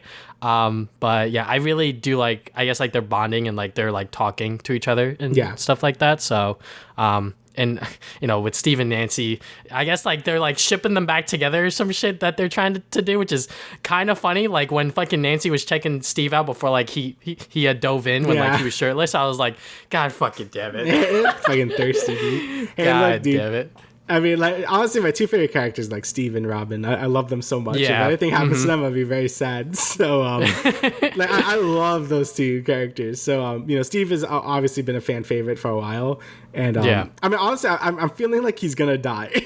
Like, I don't know why. God, bro, when he was in the fucking upside down by himself, I was like, nah, he gonna bite it. But, like, somehow he made it out, so. Yeah, I mean, it looks like he got hurt pretty bad. I knew he was gonna die when they ended the episode with him getting eaten by the bats. I'm like, well, Nancy just jumped in, so he's not gonna die. But I thought for sure when they're about to exit the upside down, you know, because he's like, I thought, because you know we're going one by one back. You know, the first Robin went, then Eddie went, and I'm like, okay, Steve is gonna die here, because then Nancy's gonna go up, and then Steve is gonna be left behind, and then he's gonna get eaten or whatever. But no, they did like a tricky like on me. They put Nancy's like in the chance. I'm like, okay, I didn't expect that. They kind of subvert my expectations there. So then they could explain that one backstory with the son, which going back to the whole like Victor Creel like backstory when he was like telling everything, I was like, he didn't say anything about his son. I was like, that's kind of sus. Honestly, I don't know why I didn't like pick it up. Like that moment, I was just like, I thought his son just also died. Well, not died, but I thought he like passed out or whatever. So I don't know why I wasn't thinking that hard. I knew for sure that number one was what's his face was the dude in Eleven's like that like assistant character. Yeah, assistant. I knew that for sure, but I did not pick up that he was gonna be his son. So that was something I didn't expect. I mean, just like really quick, I just love the way that they just fucking connected everything. Yeah, that shit was really good. Like that, I love episode 7 because I mean I love those mega mind things like that. Like Attack on Titan has a lot of things on that, which is why I love that show so much. Like any show that like connects so many dots like that and can make it seamless is so good. And I think the way they did Vecna's or number one's backstory was like sick. So yeah. Yeah, I mean, I just fucking love this season. Like, I'm not exactly sure if it is the best season just yet. I feel like most people are still going to say season 1 because when season 1 came out, it was just like, what the fuck is the show? It's so fucking good kind of thing, you know? But I feel like this season, just like by itself, the way that it's able to connect everything, every single storyline, I'm kind of like following and like very interested in. Granted, you know, like after 11 leaves, you know, the whole Jonathan, Mike, Will, you know, group is sort of, you know, left in the dust. But I'm sure like when everyone gets back together or whatever the hell happens, like it'll be worth it. But obviously they just have to keep those characters occupied in the meantime. But yeah, I just really like the way that they just connected everything. And like obviously like 11's training, I guess like, you know, fucking arc or whatever, is like really good. I just love the fact that like they're able to pull in things from like 11's like insecurities of being like not belonging and like not feeling worth enough, and then like, all right, we fucking need you. Like like you are our only hope to beat Vecna. So, you know, the fact that she has like this chance to like get her powers back, and like the way that they're doing it makes sense, is sort of like retraining her mind and sort of going back into her tragic backstory, her tragic past, to sort of remember that time. Despite that, you know, hurting her, it's going to help her get her powers back. Yeah, and I thought it was really cool how they're bringing back, like, sort of, like, the numbered people. Because I know in episode... it seems like I don't know if they retcon some stuff, because in episode 2... They don't want to talk about... They don't want to talk about number 8. because number 8 had different powers and stuff, but this one looks like they're all the same telekinesis type deal, and like they could like look at stuff. Like maybe they have slightly different powers, but they're all basically the same, which makes more sense. Like I think like this version of like the thing makes more sense than whatever they were trying to do in season 2. So I kind of hoping they kind of just ignored that. It looks like they are. It's like they're not even. Yeah, they literally are. Like it's just like a flashback of like that one scene again and again, and then like they don't show anything from season 2. So it looks like they're totally ignoring that. So that episode, it's like honestly, one surprise they just delete that episode at this point, because it just kind of makes some plot holes, but whatever. So yeah, so like because number 1 is like a major threat. So like them, or he was like the original kid that has telekinesis, and they just like use his foundation to get the other kids. I don't know how that works. I don't know, they like did some weird shit to like make like children of his or something. Like, they weren't really clear on that, but that's what I'm guessing the whole program is based on, just off of him and stuff. So and it's one of those villain speeches where I could kind of get like behind, where it's like they hurt him so much and they hurt everyone else so much that obviously he didn't have to kill the kids or anything. That was a little extreme, but like him killing like everyone else kind of makes sense. I would do the same thing if I was that angry and stuff. And his whole villain speech that was like 20 minutes was like really good. Like that, whoever that actor was, I forgot who's doing him, but he did really good. It was really good. I mean, the whole buildup of him being Vecna, like at the end, where like we see like the number 1 on his wrist, I was like, I kind of saw that coming, but like I'm glad that they like confirmed it, because like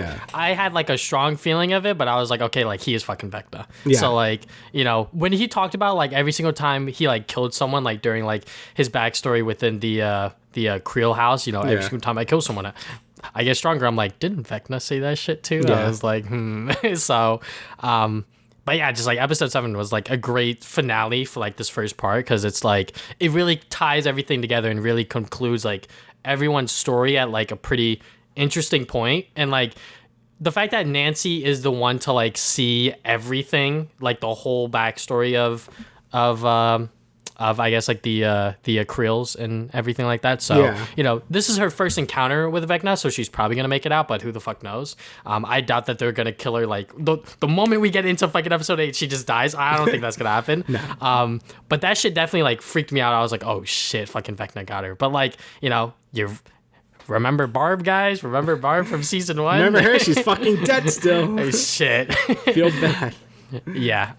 Also, when they like revealed that the Upside Down is stuck in time. Oh yeah. From the day that 11 opened the portal, I was like, that's kind of cool. Yeah, that's a cool thing. So it looks like the Upside Down is just like made from that point, and it doesn't like age, obviously, because no one's there to put stuff in it. So like, the Upside Down is basically just that. I mean, even when number 1 was going through like the portal the first time to the Upside Down, it looks like it was like nothing until that point. Maybe it got formed right when that happened. I don't know. Like, there's a lot of things with the Upside Down that we just don't really know yet, which is even more interesting to know what this like realm was. Was it created because of 11? Did it exist before? I don't know. So that's gonna be pretty interesting. Like, how does the Mind Flayer even fit into this anymore? Like, was that just created by 1 at this point? So yeah, it's gonna be interesting. There's a lot of I guess lore that we don't know just yet, but yeah, Stranger Things 4 has been really, really good. I fucking love this show, and I cannot wait to see. I loved it. I thought this is definitely... I'm going to wait for the next 2 episodes, because then I can say it. Yeah. But right now, it's definitely like my favorite season. Like, I probably put this in like 1. Like they're my favorites. So they did a great job. I mean, yeah, just like the way that they're just like tying everything together with like the characters, even though that there is going to be another season after this. I really liked Hopper's speech, like, after he got betrayed, which like, by the way, I did not see that coming. I was like, God damn it. And then when Joyce knocked out and like Murray was like asleep, I was like, Murray's fake sleeping. Come on, guys. And I was like, no, he actually drank the coffee. Come on.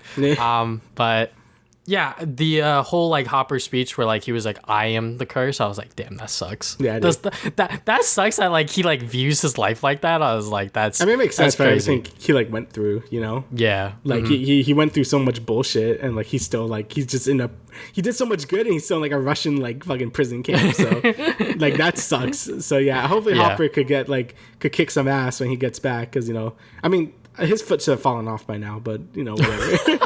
There's so much frostbite. I'm like, he should be dead. Yeah, no. When he did that to his foot, and then like I was just like, what is going on? Holy moly. Honestly, the violence in this season, maybe I'm just like not remembering it correctly, but I feel like the previous season, like the violence was like toned down a little bit. But like this season, every single time someone dies, it's like fucking crazy. Yeah.